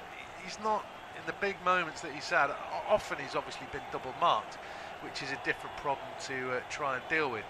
But there, the breaking, they caught Morocco in possession, and he's one-on-one at best, but it's a heavy touch into a tackle, and he's lost possession. I don't think they've done enough. I don't think Olmo's done enough. Morata perhaps hasn't been given the time to try and affect this game. Obviously, he's playing through the middle, needs the service, but I think those 2 wide players are disappointing. We're seeing Llorente try and get up there in support. I mean, I'm not suggesting they should be Kylian Mbappe receiving the ball, beating 5 players and slamming it in the top corner, but they've got to hold the ball, they've got to do something, they've got to keep the full-backs honest, because that's not helping the midfield. And as I said in the first half, I think they've been too static. This midfield gets the possession, who's making the runs? Nobody. Dani Alves trying to make a run in behind here, but Hakimi does well. Hakimi's back pass, so it wasn't great, and it's hooked away by Bruno. We're just seeing Nico Williams stripped and ready to come on for Spain, so it's not for the once of trying. Luis Enrique is about to make his 3rd substitute of the match. Just looking at Marco Asensio's touch map before he got hooked off, he made 23 touches of the ball. Only Unai Simon had fewer for Spain, but just 3 in the Morocco penalty area, and it just highlights how isolated the Spanish forward was. Can Morata have more of an impact? Rodri finds Laporte. Everyone but Unai Simon is in the final third of Morocco, but that doesn't really mean anything for Spain, because it's been like that for the majority of this game. They're just knocking the ball about, but again they're forced backwards because of Morocco's solid shape. Pedri picks up the ball here, finds Jordi Alba wide left. Can Alba dig out a cross? He looks to find Olmo with a pass. Olmo's flick, claims he's brought down. Referee had a good view of it. He said no. Pedri There's found Ferran Torres on the right hand side. He's had a bit of space for once. Looks to cut inside onto his left foot. Mazraoui deals with that well, and his attempted pass was a poor one though. And Spain have been gifted possession of the ball back, but again, Carlos Soler just hooks it back towards Rodri. Rodri across the pitch to Jordi Alba.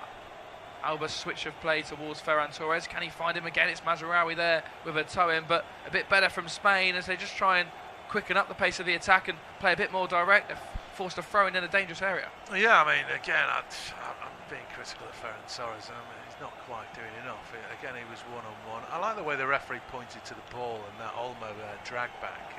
Amrabat's nowhere near the ball. There is contact, and it's like, how do you think that's not a free kick? He hasn't put the touch. The argument would be was almost losing possession, but I mean, he pointed at the ball, didn't he? He was nowhere near the ball. It's ridiculous. I really don't like what the referee's been doing in this game. Williams did come on. I didn't see quite who. Ferran Torres, I believe. I'm not surprised. I mean, I've been saying. Yeah, you've been crying there for that change. I don't think he's had I think he's a great player, but he's not been great today, and he's kind of not offered enough for Spain. Interesting to see. We've not seen Ansu Fati yet. Nico Williams, the youngster preferred to Barcelona's Ansu Fati. Spain trying to provide a high press here as Ziyech tries to play his way out. He plays all the way back towards his goalkeeper Bruno. Bruno's first touch is a poor one and just about gets his clearance, but Pedri can meet it with a head, and Spain have thrown 6 or 7 bodies forward here on the pressure. Laporte brings down Hakimi, and then Aymeric Laporte's going to be the first player into the referee's book for the evening. There's not been too many heavy fouls, and Laporte is shouting and pushing Hakimi on the floor there. He's absolutely furious. It's interesting. Oh, he's not touched him. I mean, he might have just grazed his toe. He might have done. But I don't think that's a yellow card. I think that is really, really harsh on Aymeric Laporte. In real time, he couldn't quite tell whether he made contact or not, but a yellow card for that. I mean, I think the referee, Fernando Rapellini's got that wrong. I think the problem there, though, is, I mean, you can tell he's not injured because as soon as Laporte said something to him, he's reacting. So, you know he's not injured. No, everybody knows he's not injured. But the problem there for Spain was Jordi Alba was closing down the goalkeeper, wasn't he, on the clearance. Pedri was beaten in the air. And so who is playing at left back? Laporte feels he has to make a challenge because they might get exposed. Once he's committed to the challenge, he's got to bring him down, because he'll be out of the game then otherwise. So in the end, it is probably a good yellow card that he needed to take, but whether it was an actual yellow card is debatable. Morocco bidding to reach the quarterfinals for the first time. Of course, it's only the second time they've reached the knockout phase of the World Cup. The last time, 36 years ago in 1986. Laporte now has the ball for Spain. He's probably had more possession of the ball than any other player on the pitch, I'd imagine. Aymeric Laporte and Rodri. Be interesting to see the two of those pass stats for this game. Of course, Spain against Costa Rica in the opening game made 537 passes in the first half of that match, and made probably the same amount of that today as Alba looks to deliver a cross, and just for a second there, Morata's hold-up play was good, and then the ball's found its way to Dani Olmo on the edge of the box, but he's really snatched at that shot on the half volley. Never looked set before taking that shot, and it's wayward, isn't it? I mean, they got a little bit lucky there because I think the first clearance was blocked by Morata, and of course Morocco were trying to commit to break, and all of a sudden there's a sort of semi-opportunity, but I didn't think Jordi Alba's cross was particularly good, didn't beat the first man, and then Olmo's been a little bit ambitious, but that is a second attempt in this half. If you can class that one as from Olmo as well. He's had them both, but this second half, I mean, you've got to kind of put the onus on Spain. Morocco, the underdogs, despite winning the group, they've won by being strong defensively. Spain have dominated possession. I don't think we were expecting anything else from Morocco, so it's entirely up to Spain. But they've been nullified by Morocco. I think Morocco have done an excellent job, because I mean the keeper's made 0 saves. It's fine having possession, but you still got to score a goal. You have indeed, and at the moment neither of these sides have been able to do it, or even really come close to doing it. Can Spain create an opportunity now? Rodri has the ball for Spain. Rodri finds Marcus Llorente. Llorente finds Nico Williams. First time we've seen the substitute pick up the ball, and he looks really positive on it. And he delivers a really good ball to the front post, and Dani Olmo was lurking alongside Alvaro Morata. It's really good defending from Morocco. But the first time we've seen the substitute Nico Williams get on the ball, and that's exactly what Spain have been crying out for. He beats Mazraoui, and it's a really, really good ball in. I think it's Ergard in the end who's there just ahead of Dani Olmo, but that's the first time we've really seen anything from Spain in the way of goal mouth action. It's a really good bit of play from their substitute, as another substitute is ready now for Morocco. But what about that from Nico Williams? Yeah, I mean, it's brilliant. He's got a half a yard, whipped in a great ball, man. That's something Ferran Torres didn't do in 78 minutes, isn't it? So he's already had an impact. Obviously, Ferran Torres naturally left-footed, always wanted it on that left side, but he went round the outside, didn't he? Swung at a ball. I mean, I'm with Olmo on this one. I thought Agard got the clearance in. So how Spain didn't get the decision, and was it a corner? The throw-in, ball into the Good box. ball over the top there. Yeah, Llorente plays it off of Roman Saez, who does good defending there. Saez is furious. He thinks it's come back off Marcus Llorente. So a really good chip ball there. We're about to see again from this angle. Oh, it is back off the boot of Llorente. So Morocco will feel very hard done by Spain. Could create something from this corner. Interestingly, I see Morocco had ready to substitute. They're going to bring him on before this corner's taken. We yet to see, but Spain, no, they're not, because Spain have taken the corner quickly. Pedri with the ball for Spain. Finds Jordi Alba. He's got a lot of space in a very central position. Tries to hook across in. Easily defended by Mazraoui and then headed away by the substitute Ez Zalauzi. But Spain will pick the ball up again, and another wave of attack. The Spaniards have slightly improved in the last couple of minutes, but again they've just not quite had the pace, the injection of pace into their attacks. But Nico Williams has looked bright in the only time he's picked up the ball, so we're looking to get him on the ball against a tired Mazraoui who looks really leggy right now. Rodri finds Nico Williams. Nico Williams again looks to run forward at his man. This time cuts inside onto his right foot. Plays a clever ball in behind for Ravaya Morata. Morata's shot fizzed across the face of goal and out for a Morocco throw-in. It's a real tight angle for Ravaya Morata. He's tried his best to try and find that far corner, but again it's Nico Williams, the dangerman, and Morata got away with his man there. Perhaps should have pulled it back. Rob's pointing at the edge of the box there. I think he's hoping that there was a cutback perhaps. Well, I mean, none of them have really. I mean, it was a little bit of a late decision from Olmo, but you know, Morata's going to the goal line. Somebody, Alba's watching. I know he's a left back, but there's nobody on the far post. Where did the ball go? Far post. He's not going to score from that angle. I mean, Spain are just struggling for somebody who wants to score goals in the 18-yard box, aren't they? Morata's come on. He was the provider there, but I mean, I think that's a decent chance had they been a bit more committed. I think Morata's might have shot too early for them anyway, but nobody's making that run into the box to help him out. Nobody's shouting to him, and they're struggling there. Triple change for Morocco, and it looks as though I think Agard's got a problem. He did make that clearance earlier on and was limping away, but they've made the triple change, and Agard's down on the deck, so it'll be interesting to see if they'll have to make I think they've got one left in the locker. Should Agard not be able to continue, but hopefully, Ben, you've got the three changes.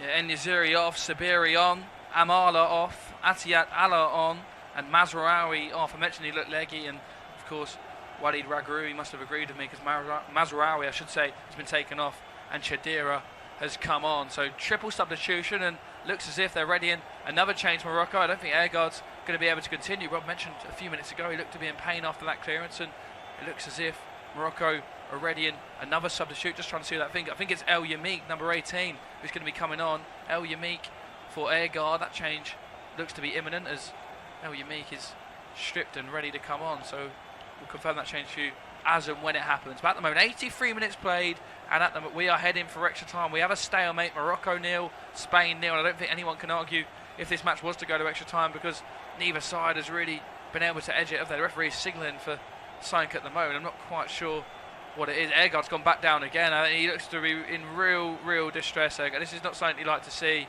Of course, he wants to be a big part. He wants to be on the pitch, doesn't he? Help his Morocco team try and make history and reach the quarterfinals of the World Cup for the first time. But the stretch is out for him. He's really struggling. He's trying to power through, help him up to his feet. And I think he wants to try and go off on his own accord. But I'm sure he's thinking if his side can pull off the miracle and reach the quarterfinals, he's not going to be a part of it, because it's a short turnaround, of course, in 4 days' time. And having to walk off the pitch like this, he looks to be in real distress. The West Ham United defender, and I'm sure that's going to worry a lot of Hammers fans with their upcoming clash with table toppers Arsenal on Boxing Day. But it's Agard who's coming off, and El Yamik who's coming on. Saw one for Agard, Rob, isn't it? Yeah, I mean, it's someone from Morocco. I mean, you know, should they get through this game, obviously they're still going to have to beat Spain somehow, be it extra time, be it a late goal, be it penalties, and then of course then have to play Portugal or Switzerland in 4 days, like you say. I mean, you don't want to lose one of your best players. I mean, they've been tremendous at the back. They've been tremendous today. I haven't got a problem with the way Morocco set out. I've merely had a problem with the way the referees refereed the game, and I don't think he's been consistent. That's my problem. But I was expecting this from Morocco. We saw it against Croatia. We saw it against Belgium, and you know, they're strong defensively. They make no excuses for doing that, but they have been desperate to get bodies downfield. Now, admittedly, I think Spain have been better in the second half than they were in the first half. The breaks that Morocco had enjoyed in the first half, we're not seeing them so much in the second. I say this as they are on the attack with Hakimi down the right hand side. That's a teasing looking ball in, it's nodded back to goal, shot on the turn, slightly miscued, going wide, and Simon is able to gather on it. I think that was the substitute, Chidera, back to goal though, but I mean, that's a great ball in, and then obviously they're just trying to make it work. It's an absolutely fantastic ball in from Hakimi. He's still full of energy up and down that pitch, as he so often is for Club Paris Saint-Germain as well. And it's a really dangerous ball in. And then Zalawi just tries to get something on it to put it back across the face of goal with his head, and he done just that.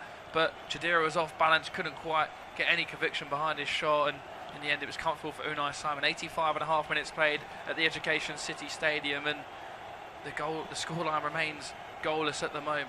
Aymeric Laporte picks up the ball for Spain. He's seen so much of the ball, the Manchester City defender. It's a really poor ball that though from Pedri. Looked for Jordi Alba and he didn't quite look up, and it's going to go out, fine touch for a Spain throw-in. The Morocco fans are the ones that are in full voice at the moment with their drums and their scarves waving around. They're enjoying every second of this because they know their team can make history today and reach the quarter-finals of a World Cup for the first time, and they'll favour their draw, really, Portugal or Switzerland in the next round. They'll see that as a winnable fixture as well. It's probably one of the kindest side of the draws, no disrespect to Portugal or Switzerland, but first they've got to still get past this tough task of Spain, and it will not be easy. It's still goalless, and Spain have had a lot of the ball, but Morocco have looked comfortable for the majority of this game as Rodri picks the ball up now for Spain. It's a nice ball through the midfield into Carlos Soler. Carlos Soler finds Nico Williams on his wide right. Nico Williams up against Ahmed Ali, and he leaves him for dead, but it's a substitute in the end that comes across really well. Was it Roman Saiss? I think it was Roman Saiss in the end actually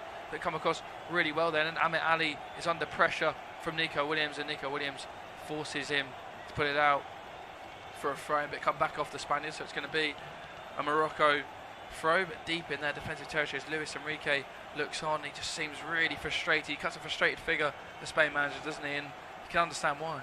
Yeah, I think he's reasonably relaxed, because I think if you go play another 33 minutes, obviously fatigue's going to be a factor, and one side, that's a really strange ball back from the halfway line. It's put Simon under an awful lot of pressure outside his box. Morocco have got bodies up the field now as they try and work the 1-2, and they might just do that down the right hand side. They've got Inahi, works a 1-2. Oh, the return pass is just too heavy, and it's gone behind for a goal kick. But what on earth was that pass back over his shoulder, massive up and under from Rodri, and then Simon with a pretty poor clearance. We've seen Simon's not really comfortable with his feet, is he? And then you've seen it there. Rodri's ball back, and Simon just tries to hit it on the volley, but there's no real connection. I think it comes with his ankle in the end, and there's no real height or distance on his attempted clearance. As selects to find Morata in behind. Goalkeeper's not come, so Morata has got an opportunity here. Can he cut it back to Nico Williams? He can. He finds Nico Williams. What a block from Amrabat, and then again, really well cleared from the substitute El Yamik, and that's the best opportunity Spain have had in a very long time, and Amrabat's getting the plaudits from his players. An absolutely fantastic block from the former Watford midfielder, but Nico Williams has certainly livened this game up. It's Soler that finds Morata in behind. Three substitutes linking up. Morata cuts back onto his left foot, cuts it back to Nico Williams. Williams takes a touch, gets his shot away really quickly. Amrabat, I should say, so quick to close him down, and again, Morocco just highlighting how much they love the defensive side of their game, putting bodies on the line. To be fair, that shot was going well wide. Looking at a replay, but I mean, Morata's making runs through the middle, and Williams' pace has made a big difference. They look more stretched since he came on than they did prior. Now, admittedly, it's late in the game and maybe they're tired, but we did see that from Torres. I was a little bit disappointed again that Olmo wasn't busting to get up in space, because the defence had got sucked across. If he gets in the box left half, he's all alone. But maybe he's just a little bit tired as well. But that was dangerous for Spain. Here they come again. Yeah, really nice flick in there from Carlos Soler, who finds Dani Olmo, gets him away on the left-hand side. But Olmo, is he brought down by Anawi? I don't think the referee's going to be fooled by that, but he has been, and it's going to be a free kick. It looked really soft, that, and a yellow card for Roman Saiz for his protest in the game as well. And I think that's just a culmination, really, of Saiz just keeps saying things to the referee. I don't think it's a yellow card for, and now he's challenged on Olmo. It's a tiny bit of contact, isn't there? And Olmo feels it and goes over. The referee's been giving them the majority of the game, to be fair, and I think it's Roman Saiz who's been yellow carded for his part to play in the protest. So it's going to be a chance for Spain to put the ball into the box as we approaching the 90th minute of this football match. And I can't imagine there'll be too many minutes in the way of stoppage. We had Ergaard down for a couple of minutes, so perhaps 4 or 5 minutes, and then we are headed for extra time. And I think from the 5th minute of this match, me and Rob expected that. You can just tell by the pattern of the play of the game, as we're expecting the fourth officials' time, and it's 5 minutes to be added on. Carlos Soler and Pedri behind this free kick. Can Spain break Moroccan hearts? They would have left it late, but can it be great? It's the ball in from Soler. It's a really good one towards the back post. Alvaro Morata has peeled off his man, and if you want one player in that situation in the Spanish squad, it's that man Morata, but just doesn't get over it at all. No conviction on his header, and just gets completely under it, and it's a really poor header and a real big opportunity for Spain, because Al Yamik had lost his man at the back post. Yeah, I mean, that's disappointing. I mean, that's, terrible. When injury time, hit the target, do something, way over the bar. Like you say, lack conviction. It wasn't even travelling particularly well. You're going to keep it alive, but that was nothing really. Big chance, considering how free he was. Rare lapse defensively from Morocco. Obviously, Spain have been taking corners short, the few that they've had. Oh, there's a mistake at the back. Oh, Simon horridly clears it. My word, he's done this multiple times. I don't think it's going to change under Luis Enrique, but it's a terrible touch, and it's almost taken off him by El Zazuli. He's just not confident at all with the ball at his feet, Rob, isn't he? I mentioned it a couple of minutes ago. We've seen it again there. Ball played back to him. First touch is poor, and then he's closed down really quickly, and he's got away with one there, the Spanish goalkeeper. He just doesn't really seem to enjoy the side of the play. Oh, you meet the substitutes just gone down. I think it was a clash of legs of Alvaro Morata. Morata's saying he's not done anything. It's a real strange one here. Don't know if Al Yumik's trying to waste time or whether he's actually being caught here by, I think it's just a dead leg. I think Morata's knee catches the back of, sort of the back of the calf of El Yamik, and he makes a real meal of it, doesn't he? And he's laying on the floor now, rolling about, probably just settling for extra time. I'm sure Morocco would have took extra time at the start of the match, and for Spain it's just an extra half hour that they would have wanted to avoid. But they've had 74% of the possession, Spain, only 4 shots, just the 1 on target in 92 minutes. So they can't say they haven't had the ball. They've had plenty of the ball, but they've done nothing with it, as Morocco now have a free kick, but not quite sure they've thrown too many bodies forward.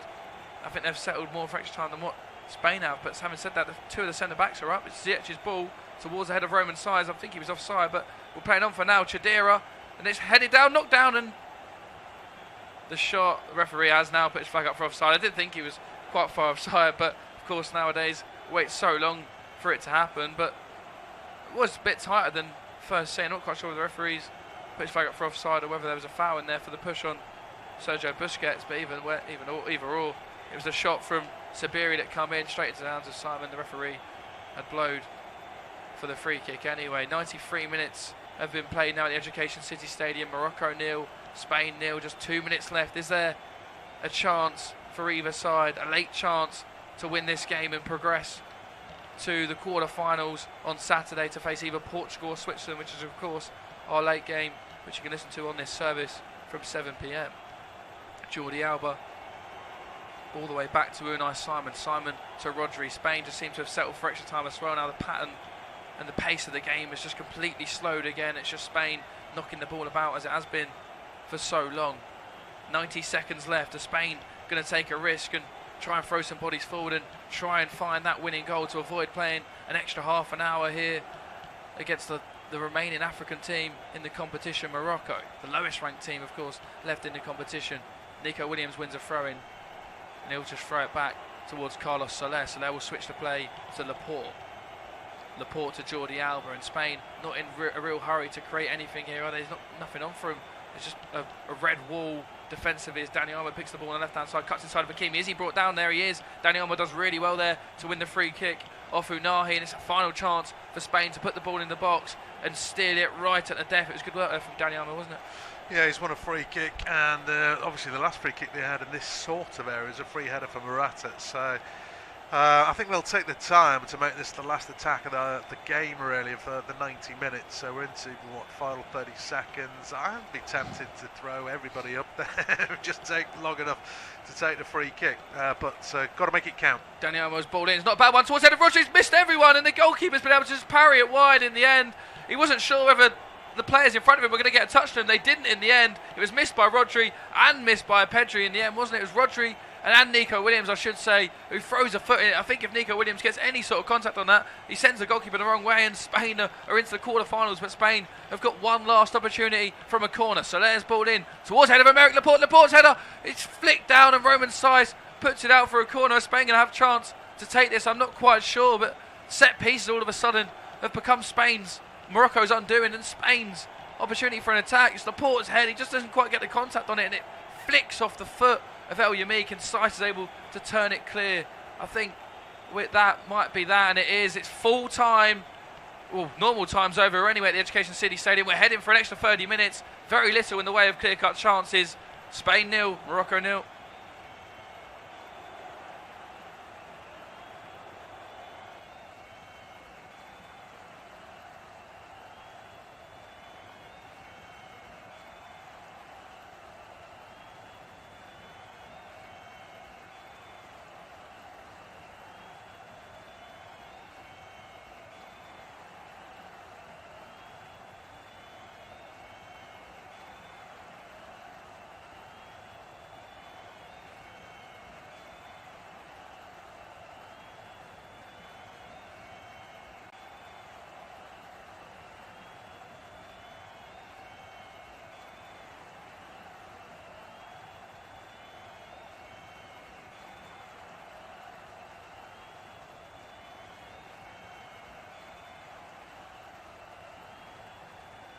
Time at the Education City Stadium, and the sides can't be split. Spain are better in the second half. They did create chances. Olmo with a couple, Morata with a good chance from a set-piece situation. He also headed over right on the stroke of full-time. Morocco backs to the wall in that second half, but a deadlock couldn't be broken. We're going into extra time, and that is coming up soon. Morocco 0, Spain 0, going into added time.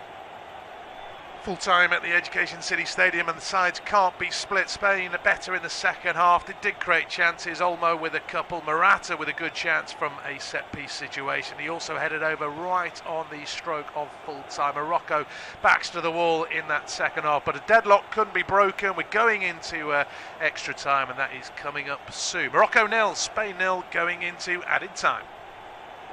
Full time at the Education City Stadium, and the sides can't be split. Spain are better in the second half. They did create chances. Olmo with a couple, Morata with a good chance from a set-piece situation. He also headed over right on the stroke of full-time. Morocco backs to the wall in that second half, but a deadlock couldn't be broken. We're going into extra time, and that is coming up soon. Morocco 0, Spain 0, going into added time.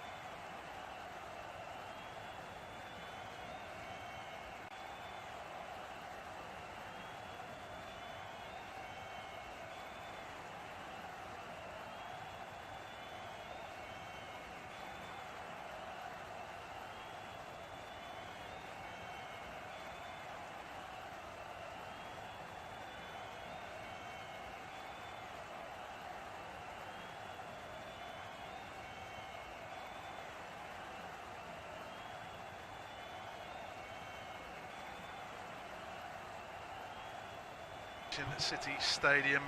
Obviously the sides couldn't be split at the break, but better half from Spain compared to the first, in the sense they were the side that looked most likely to score, but Morocco's defensive strength has been evident for the entire tournament so far, and nothing's changed in this contest. They have lost the gird though in this particular game. Whether that's for a potential quarter-final is open to question. That's a big miss for Morocco. No changes. Obviously Morocco had made all theirs anyway. Spain have kept faith with their side. Nico Williams had made something of a difference down the right hand side for Spain with his added pace, but admittedly chances were few and far between, weren't they, Ben? Extra time, it's not as if the pattern of the game is going to change, is it? It's going to be the same, pretty much. If anything, it's going to be worse, Rob, isn't it, as players start to tire? But perhaps that might play into the favour of Spain if these Moroccan players have been so full of energy and full of pressure and really not allowing Spain any time on the ball. There's a long ball forward there from Morocco. I don't think it's going to cause any problems. It isn't. But it's just one of these things. As the Morocco players perhaps start to tire, and you've got the fresh legs of Nico Williams, perhaps he can start to find more joy on that flank, more space, and really break the lines and get in behind. But I'm just hoping more than anything, because it's been a bit of a described as a damp squid in normal time, and that's exactly what it's been, isn't it? It's just this game's never really caught fire. It's been a real interesting if you like the tactical side of the game, it's been unbelievable. Real chess battle between the two managers, but it's just been nothing in the way of real goal-mouth action or any sort of scoring opportunities for either side, and I think we're destined for penalties, dare I say it. You said it. 8 shots to 4 in Spain's favour over the course of the first 90, but only 2 each on target. I think both of Morocco's attempts on target came in the first half, so they were really sort of quietened as an attacking force in the second period, largely because they had less ball, but that's the case in most of Spain's games. The opposition tend to have less ball. Doesn't matter who they're playing. Germany had less, Japan, obviously Costa Rica had none in that 7-0 opening drubbing, but they didn't get an early goal, Spain. Didn't look like getting an early goal, and it's become a real battle out there. It's a poor touch from Jordi Alba has coughed up possession. Now there's a potential break on. Sergio Busquets gets a challenge in though. It's only going to be a throw in for the Atlas Lions. Pretty much on the halfway line. Ziyech and Luis Enrique have a little high five there. The Morocco star player, I guess. That's a poor touch from Aymeric Laporte. He's prevented the corner though, and then he's passed it to Simon. Who knows what's going to happen from that viewpoint. In the end, Rodri's just pumped it downfield.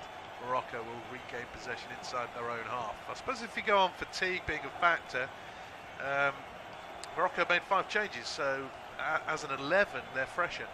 Yeah, of course, but that also means that Spain have got 2 more changes to make in the latter stages of the game when perhaps the other Moroccan players are tired. We've already mentioned Morata, Saleh, Nico Williams. A complete change from 3 now for the Spaniards, so you can be test asked of the likes of Roman Saez and Amrabat and the rest of their colleagues that have been on the pitch for so long now. I'm looking at Sergio Busquets. I'm not quite sure how long he's going to be able to last. Of course, Luka Modric got hooked off during extra time yesterday, didn't he? And Busquets is a similar age to Modric now. And I just think perhaps he's going to be coming off relatively soon. I mean, he's mid-30s now, isn't he, Busquets? Approaching the end of his career. I'm not quite sure he's got too many 120 minutes left in the tank, but as for Morocco, it doesn't look too good if you look at their extra time record. The last 3 times they've been to extra time, they have lost, twice in the African Cup of Nations and once in the Arab Cup. So it's not looking too good for Morocco in terms of extra time, but hopefully history won't repeat itself for their case and they'll be able to upset the odds here. But Spain have got a very good record, haven't they, going into extra time in their major tournaments. Yeah, they did go to penalties in Euro 2020 twice. Spain won 1, lost 1, beat Switzerland, lost to Italy, and that was probably after playing Italy off the park, I reckon, in my humble opinion. Ball played through, flag stayed down, chance for Morocco to beat the keeper. Oh, just getting back there was Laporte.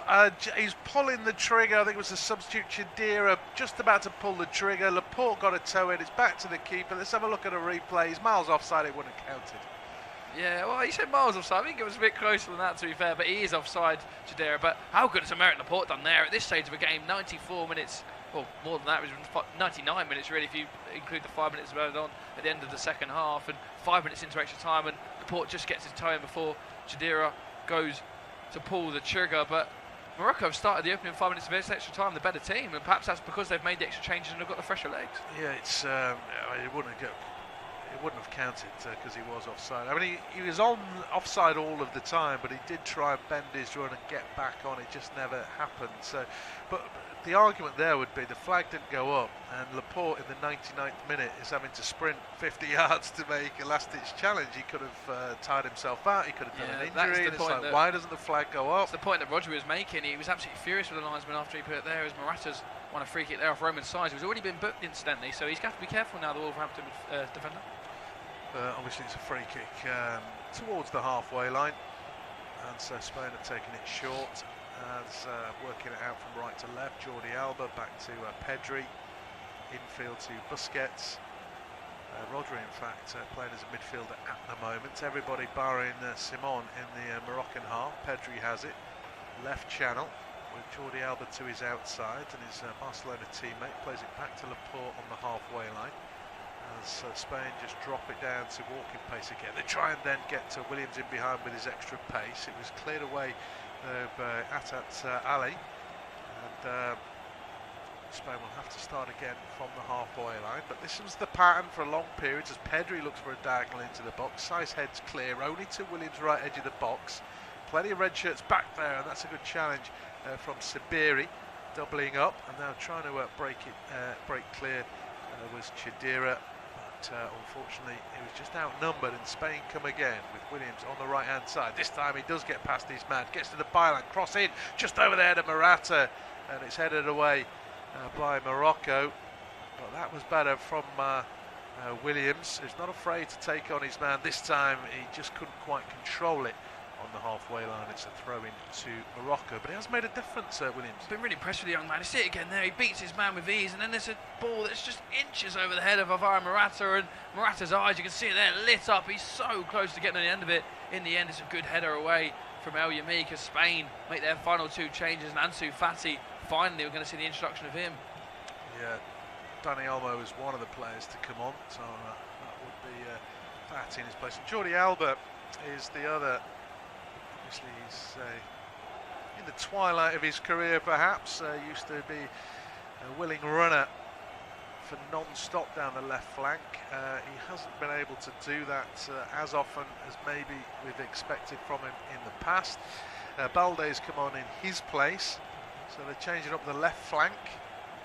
Williams has made a difference down the right for Spain. Obviously they haven't managed to find a breakthrough. And I'm guessing Balde's a better penalty taker than Jordi Alba, but I wouldn't know.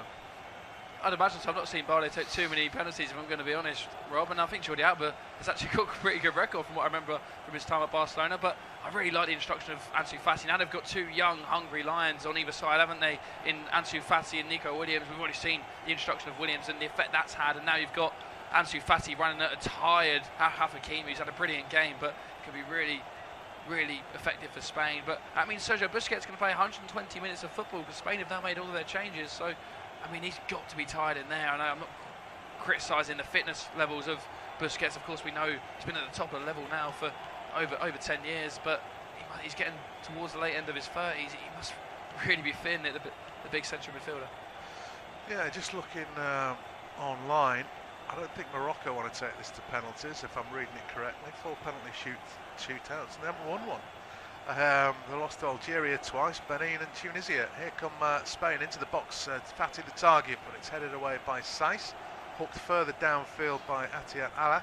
Yeah, it doesn't look good for Morocco, does it? I mentioned their last 3 matches have gone to extra time. They've failed to win, and now their last 4 penalty shootouts without a win as well. I mean, it doesn't look good for Morocco, but history's got to change itself eventually, and perhaps today's the day for Morocco to right them wrongs. Yeah, Spain, of course, I mentioned the Euros. They went out in the World Cup 4 years ago on penalties to host Russia. As the ball is slipped into Morata, who's just got wrong side of El Yamik, gets to the byline, stands it up towards the far post. That's a brilliant header clear, I think by Roman Saiss, and it's hammered downfield. But the cross was good because it took out the keeper, Bounou. But a great recovery from Morocco's defence, and there's no shot on target. 10 minutes is just about up in the first period of extra time. Obviously second period to come, but there's arguably been more attacking threat in this 15 minutes than there was in the 90 as the ball is put into the right. It's come to Fati somehow. His shot is blocked by Hakimi. I think El Yamik missed his first header, and that surprisingly reached Fati first post. Ziyech has trod on the ball as well. It's allowed a shot to come off, but of course there's a Moroccan defender backing up his teammate. Yeah, it was Alex Balde, in fact. Fati was actually in the box. Balde, the left back, had made a run at the back post. As you say, he missed his header originally, but just see that ball in from Morata. Really good header clear from the number 11. That's Sabiri getting back into his defensive duties. I'll break off here as Spain.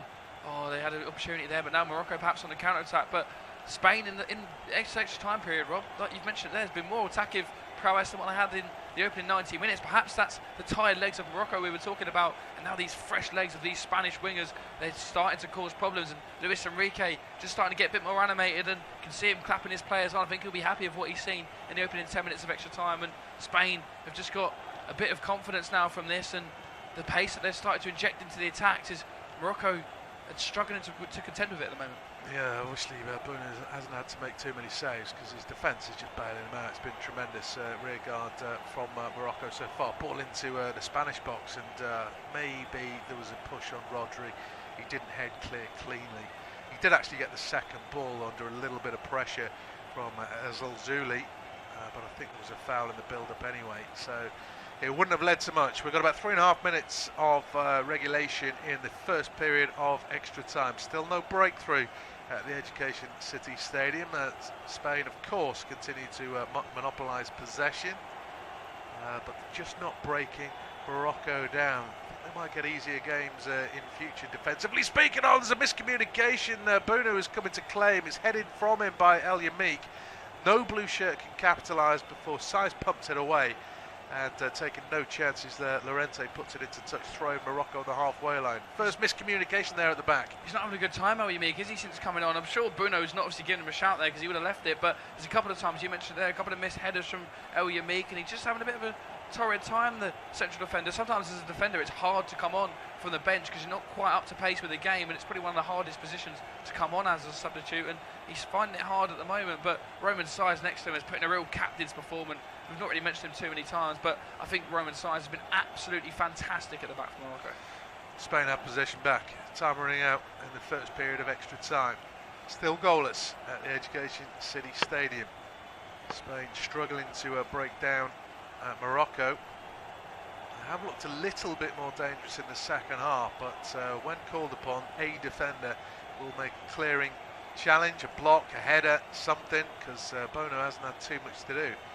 As Rodri goes for goal from 40 yards out, can't keep it down, and that is over the bar for a goal kick. That's arguably indicates the frustrations of Spain shooting from that range. Terrible from Rodri, isn't it? It's just, as you say, a bit of frustration perhaps, and a lack of patience as well. Spain were just knocking the ball about as they have done for the majority of the game, and he had a simple pass to his right and to his left. Of course, he is partner Laporte there, but he drives out from the heart of the back line, which I don't mind from Rodri, and then off balance as well, about 40 yards out, and his shot flies into Rosed, and to the frustration of Luis Enrique and the Spanish fans watching on. But Morocco will just be happy at the moment. They can see themselves frustrating Spain, and they still look lively on the counter-attack. Here come Morocco for the first time, slip through. Oh, could be a chance! So it's saved by Simon. Brilliant play in the build-up. I think it was Chidira with the final shot, maybe 8, 9, 10 yards out, left-footed, not his strongest. Spain are trying to counter, and Pedri's ridden the challenge on the halfway line. Has he got the support? There was a poor pass from Pedri. He's blocked a breakout there, but what a chance for Morocco, and Simon's come on trumps.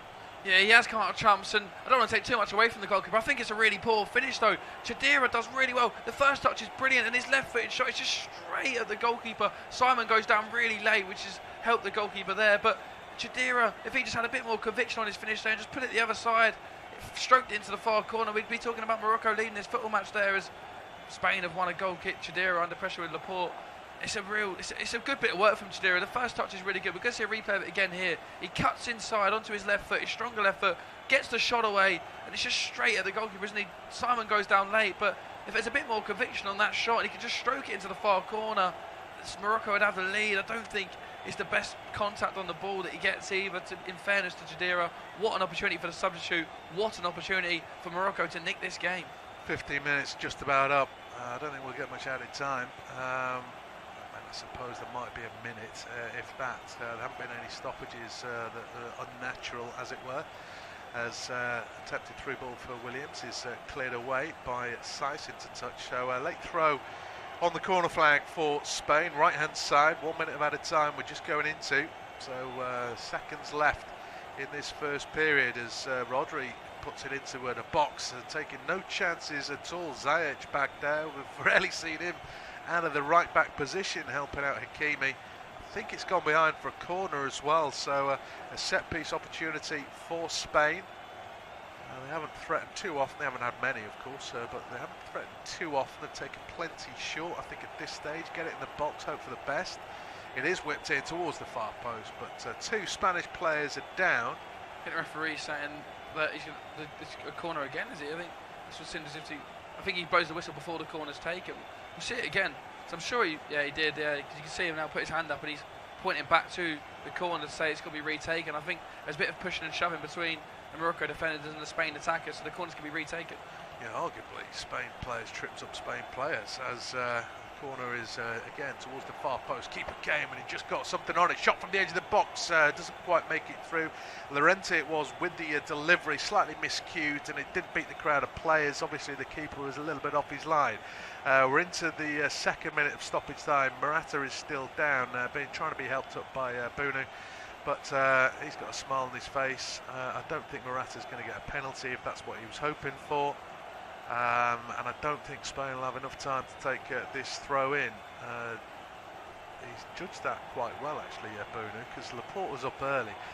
Laporte has misjudged it. In fact, there is the end of the first half because the players are in a huddle, and so we've got the second half of added time coming up momentarily. They still can't break the deadlock. 0-0, 15 minutes to go, otherwise it's a penalty shootout. That's half time in extra time and still no goals. Spain doing most of the pressing. They did create some panic in the box. Balde and Rodri had efforts at goal. Some set piece confusion as well. But the best chance fell to Morocco on the breakout. Chidera, though, after a lovely ball through from Anahi, couldn't beat the keeper from maybe 8 yards out or so. It was a weak shot, well saved by the legs. That was the best chance in that period. But we're going into the second half of extra time, still trying to find a breakthrough. It's Morocco 0, Spain 0. The second 15 minutes coming up soon. That's half time in extra time and still no goals. Spain doing most of the pressing. They did create some panic in the box. Balde and Rodri had efforts at goal. Some set piece confusion as well. But the best chance fell to Morocco on the breakout. Chidera, though, after a lovely ball through from Anahi, couldn't beat the keeper from maybe 8 yards out or so. It was a weak shot, well saved by the legs. That was the best chance in that period. But we're going into the second half of extra time, still trying to find a breakthrough. It's Morocco 0, Spain 0. The second 15 minutes coming up soon. That's half time in extra time and still no goals. Spain doing most of the pressing. They did create some panic in the box. Balde and Rodri had efforts at goal. Some set piece confusion as well. But the best chance fell to Morocco on the breakout. Chidera, though, after a lovely ball through from Anahi, couldn't beat the keeper from maybe 8 yards out. And we're back in the second half of this round of 16 clash between Morocco and Spain. Second half of extra time, I should say, and very little in the way of goal malfactions could be Morocco to get us underway, as Morocco have actually shot from the kick-off and very hopeful, and I think that just about sums up the game so far, Rob. Well, it's a shot very early on in the second period of extra time. It didn't even look as if Simon was off his line either, so that's a strange one. It's given Spain back, although I suppose Spain would get it back sooner or later and monopolised it. I mean, I've got to give credit to Morocco. I think they've been tremendous at the back, even with the injury to Gerd. I know El Yamik might not have necessarily, or there's just been a mistake in Spain's favour, and they're on the attack. That's not a great ball out to Balde though, and he can't control. That was disappointing, the pass from Sola. But they've had no possession, Morocco, but arguably you might argue they've had the two best chances in the game. A Gerd's header in the first half of normal time. And that Chidera chance, nothing as clear cut has come Spain's way in 105 minutes of football. So they've defended deep, they've defended in numbers. It's been last gasp, but they've all done a job, and they've created the two best chances in the game. So who's going to find a breakthrough? Time's running out. It could be penalties. You said it would be quite a while ago, but I don't know. I just fancy there'll be another big chance. Well, let's hope there is in this game. Less than a quarter of an hour until the dreaded penalty kicks, and Spain have the ball, as they so often have in this game. 77% possession, 10 shots, just the one on target. 5 shots from Morocco, 2 of those have found the target, as Nico Williams has picked the ball up. He's been a real bright spark since coming on, and it's as if Marcos Llorente has actually gone back into that right back role, and Carlos Soler has pushed on into midfield. So perhaps Luis Enrique wants to see more energy in the midfield, and he'll get that with Carlos Soler, of course, come on as a substitute. And Pedri's ball there looks towards Balde, who's just been shepherded out by Hakimi. He's had a brilliant game, the Paris Saint-Germain full-back, and he's dealt with his task really well. Even since Balde and Fati have come on, they've barely had a sniff, and Hakimi still full of running, even after 107 minutes of football, as Walid Regragui, I should say, looks on, and he looks on as a nervous manager, as he knows he's on the brink of making history here. If Morocco can win this football match, it'll be the first time ever they've made the quarter-finals at a World Cup. It's only their second appearance in the knockout stages, as Spain are looking to reach the quarter-final stage for the first time since winning the competition in 2010. Of course, they went out on penalties, as Rob mentioned earlier, at this stage 4 years ago to Russia, and Rodri, I should say, and Chidera there, or Hakim Ziyech in fact, who went under a challenge, but it's out for a Spain goal kick, which they've taken quickly, and Aymeric Laporte will get them going again to Marcos Llorente. Llorente finds Busquets. Busquets, his first touch, almost evades him after he's under pressure from Amrabat, but Spain just about hold on to the ball. It's all gone all the way back to Unai Simon, and Spain just knocking the ball about with Rodri. 18 minutes we've played of extra time, about 12 minutes left until penalty shootouts will separate these two sides, and it's a game that has always been destined for penalties, dare I say it yet, but there's been very little in the way of goal malfunction, as me and Rob have described so far, as Roman Saiz deals with that long ball from Spain well. And I think that was the substitute Ez Zalawi who looked to hook the ball clear, but he couldn't quite get any contact on it, and it's Spain throwing. Spain get going again. Laporte's long raking ball wasn't a very good one, easily dealt with by the Morocco fullback, and then Spain have forced a throw in again. Marcos Llorente takes it, he finds Rodri. Rodri trying to drive through the midfield again. There's not a lot of movement from these Spanish players. A lot of tired legs out there now for both teams. They've done a lot of hard work and a lot of running. There's not been a lot of creativity or goal mouth action, but it's been a lot of hard work, a lot of big tackles flying in, a lot of running as well, but it's not for the wants of trying. But neither side has been able to break down the other. Neither side's been able to blink defensively, and neither side has budged thus far. Nico Williams has a throw-in for Spain, which you go all the way back to his centre half, Rodri. And Rodri and Laporte have just seen so much of the ball in this game, but it's been in the way of nothing, as Laporte again, their poor pass, but Morocco just hook a clearance clear out for another Spain throw-in. That's the pattern of play we're in now. Morocco just getting deeper and deeper by the minute. Spain with possession of the ball, but not really been able to create anything, as Carlos Soler picks up the ball now in the middle of the park for Spain. He'll find Sergio Busquets. Busquets under tackle again by Amrabat, who still seems full of energy and full of running, the former Watford man. Soler to Rodri. Rodri switches the play towards Ansu Fati, finds him. Fati's got Boulder overlapping him. Fati gives the ball away really poorly there. He tried to go inside towards Pedri, couldn't quite find him.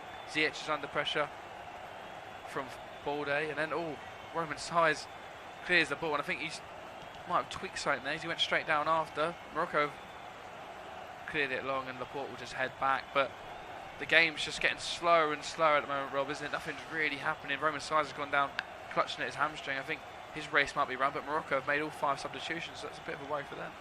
Yeah, I mean, he's had a great game as much as anything, but if he does have to go off, which, the way he's indicated looks like a hamstring, you don't know if it's cramp or something like that, I don't know, but there would be a man down. And obviously it wasn't really much of a challenge other than him trying to clear his line. So I mean, this is worrying for him, for Morocco, for the thankfully it's come in the 21st minute of extra Yeah, time. I did say Morocco had made Can't quite work it out. I did say Morocco had made all 5 of their substitutions, but of course you get an extra substitution in extra time. So if Roman Saiz is to come off, there will be a 6th substitute to come on for them, and it looks as if he is going to be coming off. Roman Saiz, he pulled his shorts up and he's been able to run it off, but I did see the players strip them ready. So is their captain going to be able to continue for the final 9 minutes? He's got his hamstring bandaged up, to be fair to him. Benoun's ready to come on, and he's stripped them ready. I'm not sure whether he's going to come on for Saiz or whether it's a different change for Morocco, but they can make another change. Saiz is heavily bandaged up on that left leg now. Yeah, I mean, obviously, just quickly looking ahead, if they've lost again and Saiz for the quarter-final, they'll be really up against it, but they've got to get there first. Spain trying to press. At the moment, Morocco have got a man down because he's getting treatment on the sidelines. Yeah, momentarily, they've only got 3 at the back. Morocco, only 10 players on the pitch. Nico Williams has the ball for Spain, finds Marcus Llorente. Spain trying to change the angle of the ball into the box, but they're forced all the way backwards again. Laporte to Pedri. Pedri into Ansu Fati. Can he inject some pace into this Spanish attack? But he's forced backwards, he's brought down. Referee waves play on. Busquets now has the ball in the middle of the park for Spain. Busquets' ball is a brilliant one towards Balde, who tries to cut the ball back towards Ansu Fati. Cleared well by El Yamig. Saiz is back onto the pitch. Seems to be struggling still, though, with his left hamstring. Keep an eye on that in the final 8 minutes that remain. Is there another opportunity for Spain in this match? Just one shot so far they've had on target. And that was Dani Olmo from that free kick tight angle. He's never really going to score from there. Nico Williams, real poor touch, let that ball evade him. The ball out for a throw-in, and some more chances for Morocco to let the clock tick down. At the moment, Morocco are just happy to soak up this Spanish pressure and laying traps, trying to catch them on the counter-attack. It's an intriguing battle. Luis Enrique's urging his players forward, trying to catch Morocco cold on the count. Oh, playing out from the back, and then the counter press. But at the moment, Spain just not quite been able to do that. Busquets is poor touch, and Morocco have made some good yards and have a throw in just about around the halfway line. But 23 minutes played in extra time, and halfway through this second half of extra time, which has flown by, even though nothing's really happened. I think just 7 minutes away for penalties now. Both teams just seem to be setting for it. Rob, don't want to lose it, do they? No, I think obviously there's a little bit more desire from Spain, but nothing's really changed. And obviously, in hindsight, we can all say they should have done this, they should have done that. But this is just the way Spain play. They want to, they want to monopolise possession. It doesn't have to be, fast and furious. Sooner or later, they're anticipating their quality players are going to create a breakthrough. But I don't think they've quite been at their best today, whether that's the occasion, whether it's just the in-your-face attitude of Morocco, because it was quite niggly and aggressive in the first half in particular.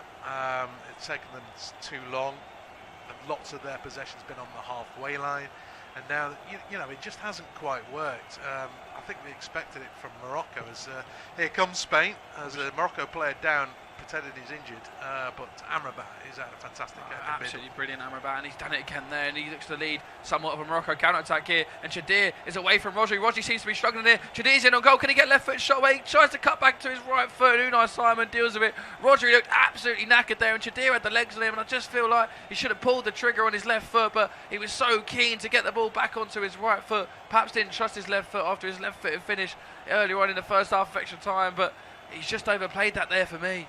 Yeah, I mean, he looked as though he's going to beat him for pace all ends up. He never quite got away from him. Dedic credit to Rodri, who looks shattered right now. He's passed the ball a lot, not particularly effectively. I don't think the front six have played particularly well from a Spanish viewpoint, whoever it's been. And Nico Williams has shown glimpses, but he's had a struggle. Here come Morocco again, although that's a challenge from Laporte. The referee waves play on. He essentially stood where he was.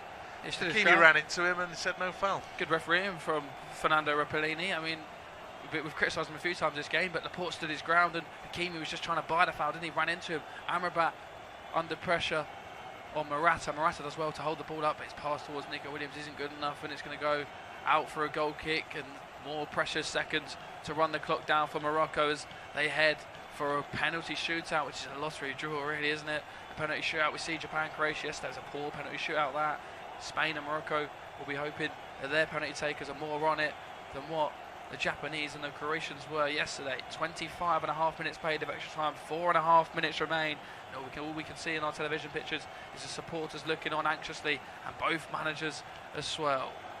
Goal kick to be taken by Morocco. They're just wasting precious seconds now. I think they've settled for extra times, penalties I should say. Spain are trying to force the initiative but just haven't quite been able to. 10 shots I've mentioned, just the one on target. Just very little in the way of clear goal scoring opportunities for Spain. That's just credit to Morocco's back line. They've just been so solid. As Marcos Llorente's under pressure here from Chedir, does well to get the ball cleared.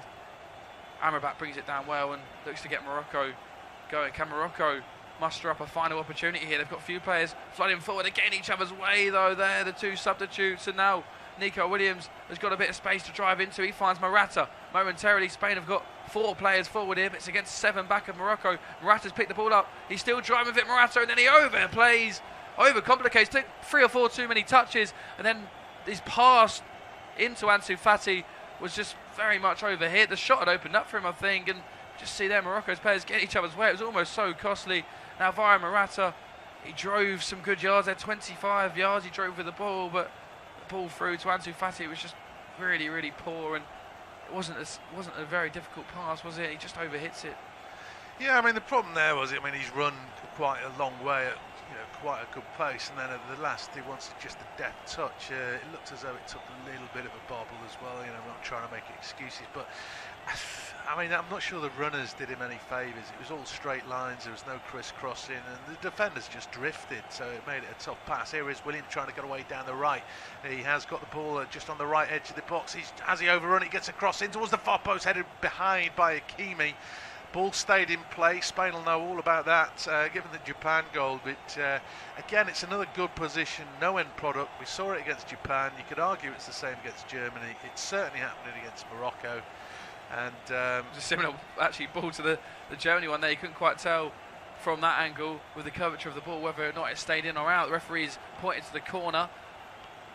I think it might have just slipped out, but it was too close for comfort. Nico Williams' ball in, is headed behind for a corner, I should say, by Hakimi. Pablo Sarabia, incidentally, is stripped and looks as if he's ready to come on. I'm sure he'll be a penalty taker. The Spaniard, he's very good from the penalty spot, and with a little under 2 minutes to play, I should say, as Morocco are ready in their substitute as well. I'm sure that will be a penalty taker.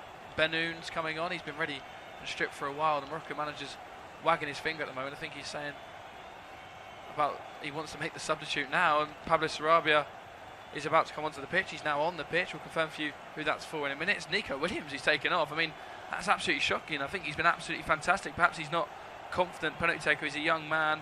Perhaps Luis Enrique wants to protect him in such a situation, but Pablo Sarabia is on, Nico Williams off, and very impressive in his half-hour, 40-minute cameo that Nico Williams has made. He made a real impact, but wasn't quite able to get Spain to break the deadlock. We've got about a minute and a half till penalty shootout here. Can Spain create one final opportunity? Rodri with the ball for Spain. It's now or never for Luis Enrique's side, or they're going to penalties. Morocco are all camped in their penalty area now, just sat back so deep. Marcos Llorente picks the ball up, tries to win a corner, does just that. Final opportunity for Spain to put the ball into the box. Pablo's, sorry, Rob. Yeah, they haven't threatened an awful lot from set pieces in the game, but there was that Morata chance. I think Laporte had a chance from a corner as well, and now he's going off, incidentally, for Morocco for their final change. He's been ushered off the pitch fairly quickly by the referee. 15 kilometres. Says Unahi covered. That's more than any other Morocco player on the pitch. He really put a shift in, and now Benoun's on. I'm sure he'll be taking one of Morocco's penalties if they get there. Of course, they've got to defend this corner first. It's Pablo Sarabia's first touch of the ball. He's left-footed, in-swinging ball into the box. Can he find the head of a Spanish blue? But it's a real poor delivery, headed away really easily by Morocco. Spain have picked up the loose scraps with Balde. Balde finds Ansu Fati. Can Ansu Fati get a ball into the box? He fakes onto his right and then onto his left, gives the ball away poorly. Ball's going to go to midway. Busquets is under pressure. He goes home to Unai Simon. I'm sure the referee's about to blow, but he's not, because we're about to see 3 minutes additional time. I'm not quite sure where he's got 3 minutes from in this 15 minutes of stoppage time. I mean, that's shocked me, to be honest, but we've got 3 minutes added on, so we've got about 2.5 minutes left for Spain to try and find a winner, or Morocco to find a shock winner on the counter-attack. But at the moment, it's Spain that look the more likely. Here's Morata. Morata finds Pedri. Pedri into the path of Ansu Fati. Fati goes back again. Rob holds his arms out. I think he's frustrated. He's not gone for a ball into the box there, the young winger, but Spain just reluctant to put the ball in the box, even though Morata's now on the pitch. Sarabia finds Busquets. Sergio Busquets onto his left foot. Good defending again from Morocco to get bodies on the line, and they hoik clear again as far as Rodri. Just frustrating for Spain at the moment. They just seem reluctant to put a ball into the box. They're trying to pass the ball in still. Yeah, I mean, it is strange because, I mean, it's time's up. I mean, what are they waiting for? I have to say, Fati's done nothing since he came on. And Balde's been more of an influence. He had that shot. I'm not saying it's necessarily Fati's fault. It's just the circumstances. He hasn't done anything. He's not even taken on his man there, let alone crossing it. He's letting Pedri do all that. Take a bit of responsibility. The cross comes in. Oh, glancing header wide, which was just turned away by El Yakimi. For a moment, I thought he'd wrong-footed his own keeper, El Yamik rather, but he's actually cleared his lines. Sarabia's left-footed ball in. Soler gets the tiniest flick on it. I think it was heading goalwards. So El Yamik is, in the end, it's a really good bit of defensive awareness just to hook the ball out behind for a corner. Danger's not over yet for Morocco. Referees trying to get the players to keep their arms down at this stage of the game. You don't want to be giving away a cheap penalty, so I'm sure Morocco will oblige. Pablo Sarabia's left-footed in, swinging ball. Needs to be better than his last one. Again, it doesn't beat the first man at the front post. Pedri will pick up the loose balls. Pedri goes back towards Marcus Llorente. Llorente finds Balde. Less than a minute left for the Spaniards to avoid penalty shootouts. Of course, they went out 4 years ago to host Russia in a penalty shootout. Busquets finds Fati. Fati onto his right foot finds Busquets. Busquets puts it out wide towards Balde. Balde delivers a ball into the box. Dangerous one at the back post. Sarabia knocks it back across goal. And oh my goodness me, what an opportunity for the substitute.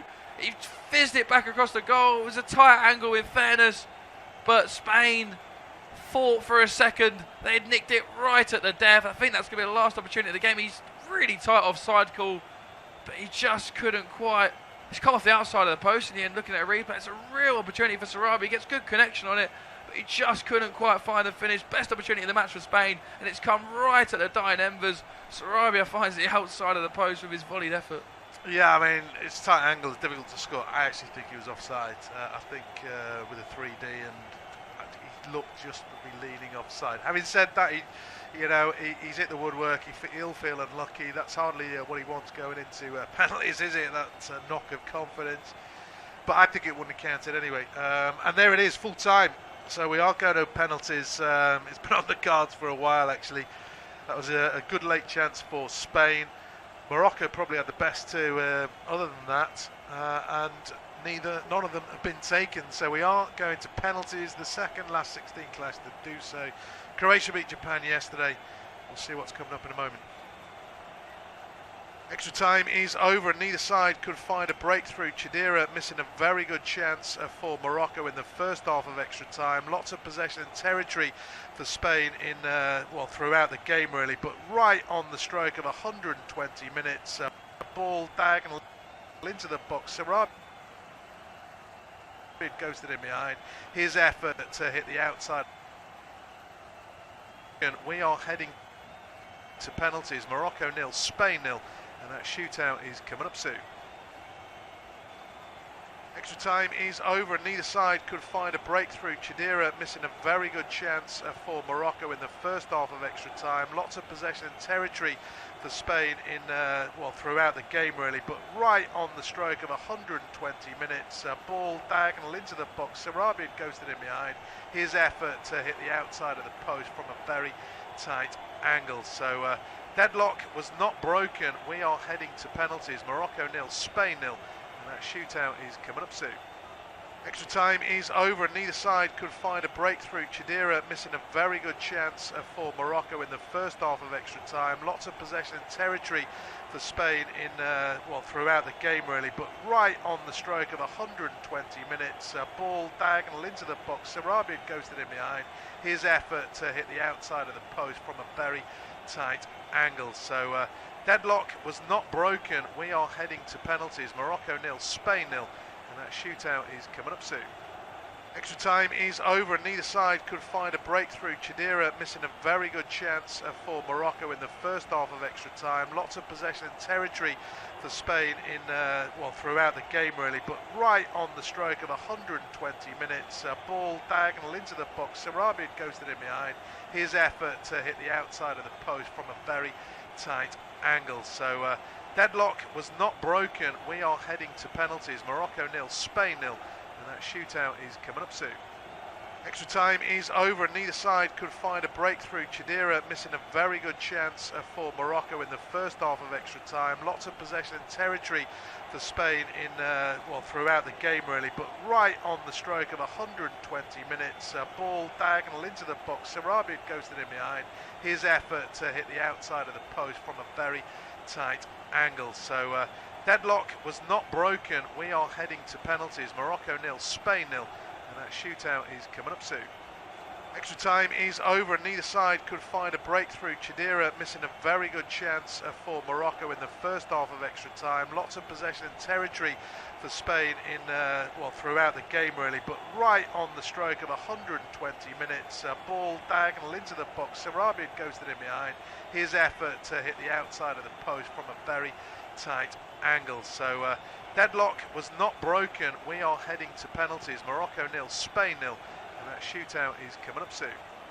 Extra time is over and neither side could find a breakthrough. Chidera missing a very good chance for Morocco in the first half of extra time. Lots of possession and territory for Spain in throughout the game really, but right on the stroke of 120 minutes, ball diagonal into the box. Sarabia ghosted in behind.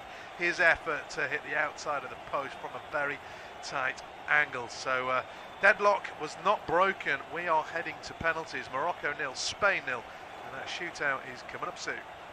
Extra time is over and neither side could find a breakthrough. Chidera missing a very good chance for Morocco in the first half of extra time. Lots of possession and territory for Spain in throughout the game really, but right on the stroke of 100. Well, a warm welcome back to our coverage of the penalty shootout. Lots of sort of friendly handshakes and high fives, smiles on faces.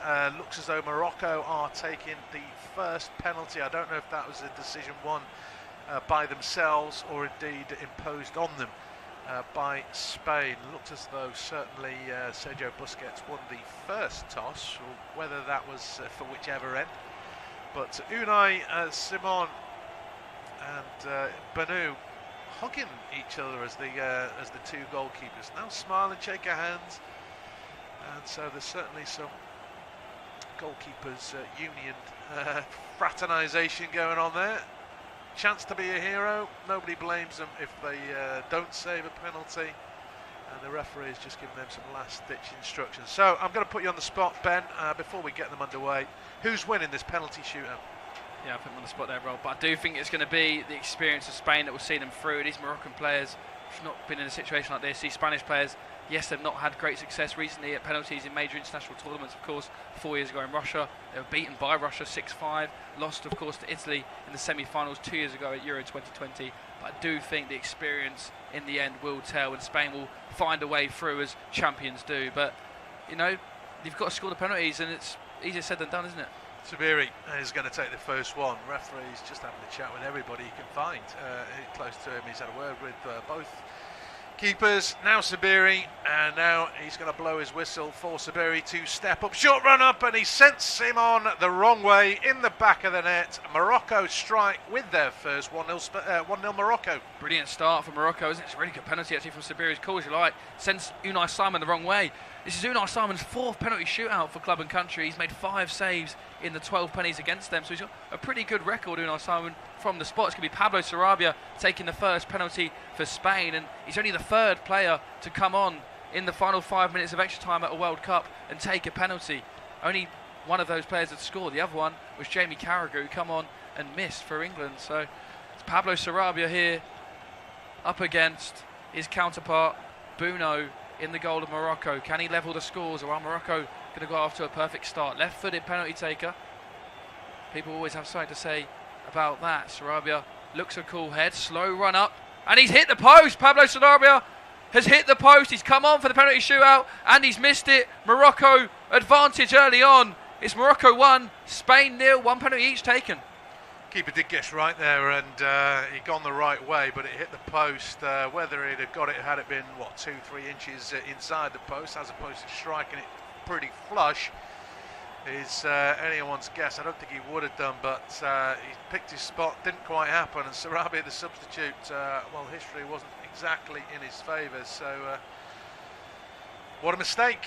It's handed the initiative to Morocco. Hakim Ziyech is going to take the second penalty for Morocco. Obviously plenty of experience. I don't think his record from spot kicks, as we were discussing before before the shootout, is any good. And he goes straight down the middle. The keeper's dived out of the way. Morocco have a 2-0 lead, and their fans are sensing a big upset here. Hakim Ziyech looked as though he meant that penalty. He's probably missed a couple, boot through the middle, down the middle. You said his record wasn't great, and it's not. He's missed 6 out of 20 penalties, which isn't a great record, isn't it? But this one was just cool as you like. Absolutely smashed down the middle, and if Spain are under the cosh here, and Carlos Soler is the next man to step up, another man who was substituted on, didn't start the game, but he's going to have to try and dig Spain out of a hole here, because you do not want to be going 2-0 down with Morocco taking the next penalty. Carlos Soler steps up against Bono. Bono, of course, guessed right for the first penalty, as Rob mentioned, and Soler will need to do something here. Soler's slow run up again, and it's saved by Bono. It's another poor penalty for Spain. Bono telegraphs the penalty, and Morocco can dare to dream. It's a poor penalty from the Spaniards. Luis Enrique looks on, he shakes his head, but it's another poor penalty from the Spaniards, and Morocco are almost there. 2 out of 2. Obviously 100% records for both sides. Positive for Morocco, negative for Spain, and that's put massive pressure on Spain. Of course, this will be further pressure on them, because it's the substitute, one of the 6, Benoun, who's going to take it.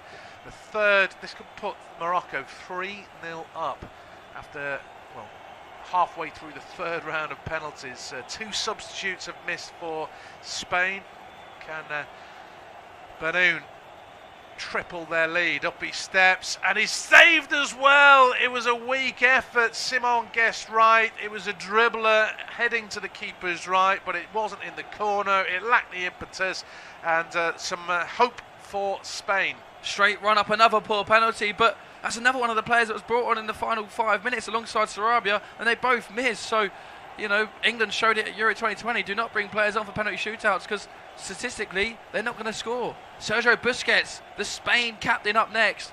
This has to go in, really, otherwise Morocco are going to get the chance to go through. Spain yet to score a penalty, taken 2, missed 2. Sergio Busquets up next. He's a cool customer, Sergio Busquets. He's lasted 120 minutes.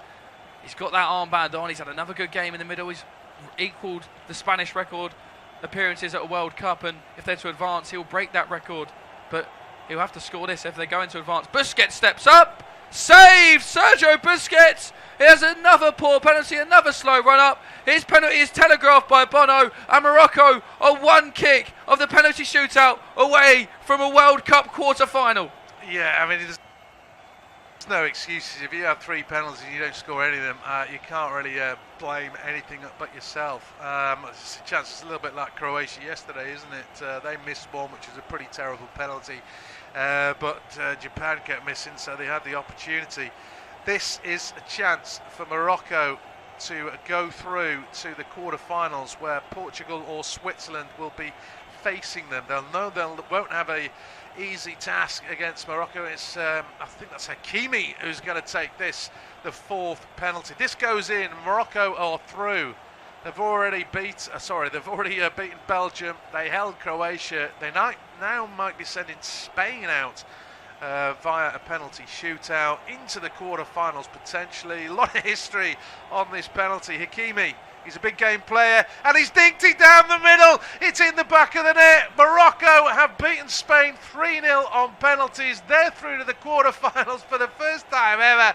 What a cool customer Hakimi is. Final word, Ben. Oh, wow. Just wow, Rob. That is the final word. That is how audacious is that from Hakimi. Dinks a penalty. Panenka down the middle to make history for your country. Bono's getting the plaudits as well. And why not? He saved 2 penalties. Dived the right way for the other one, which he probably had covered in fairness. Morocco Morocco will be facing Portugal or Switzerland in the quarter-finals of the World Cup on Saturday afternoon. The Spain players look on bemused, but they've had their opportunities in this football match and they missed all 3 penalties. They cannot say anything against Morocco. They fully deserve this. They've got their game plan executed to absolute perfection. What a penalty shootout. What a game of football. Morocco are through on penalties, Rob.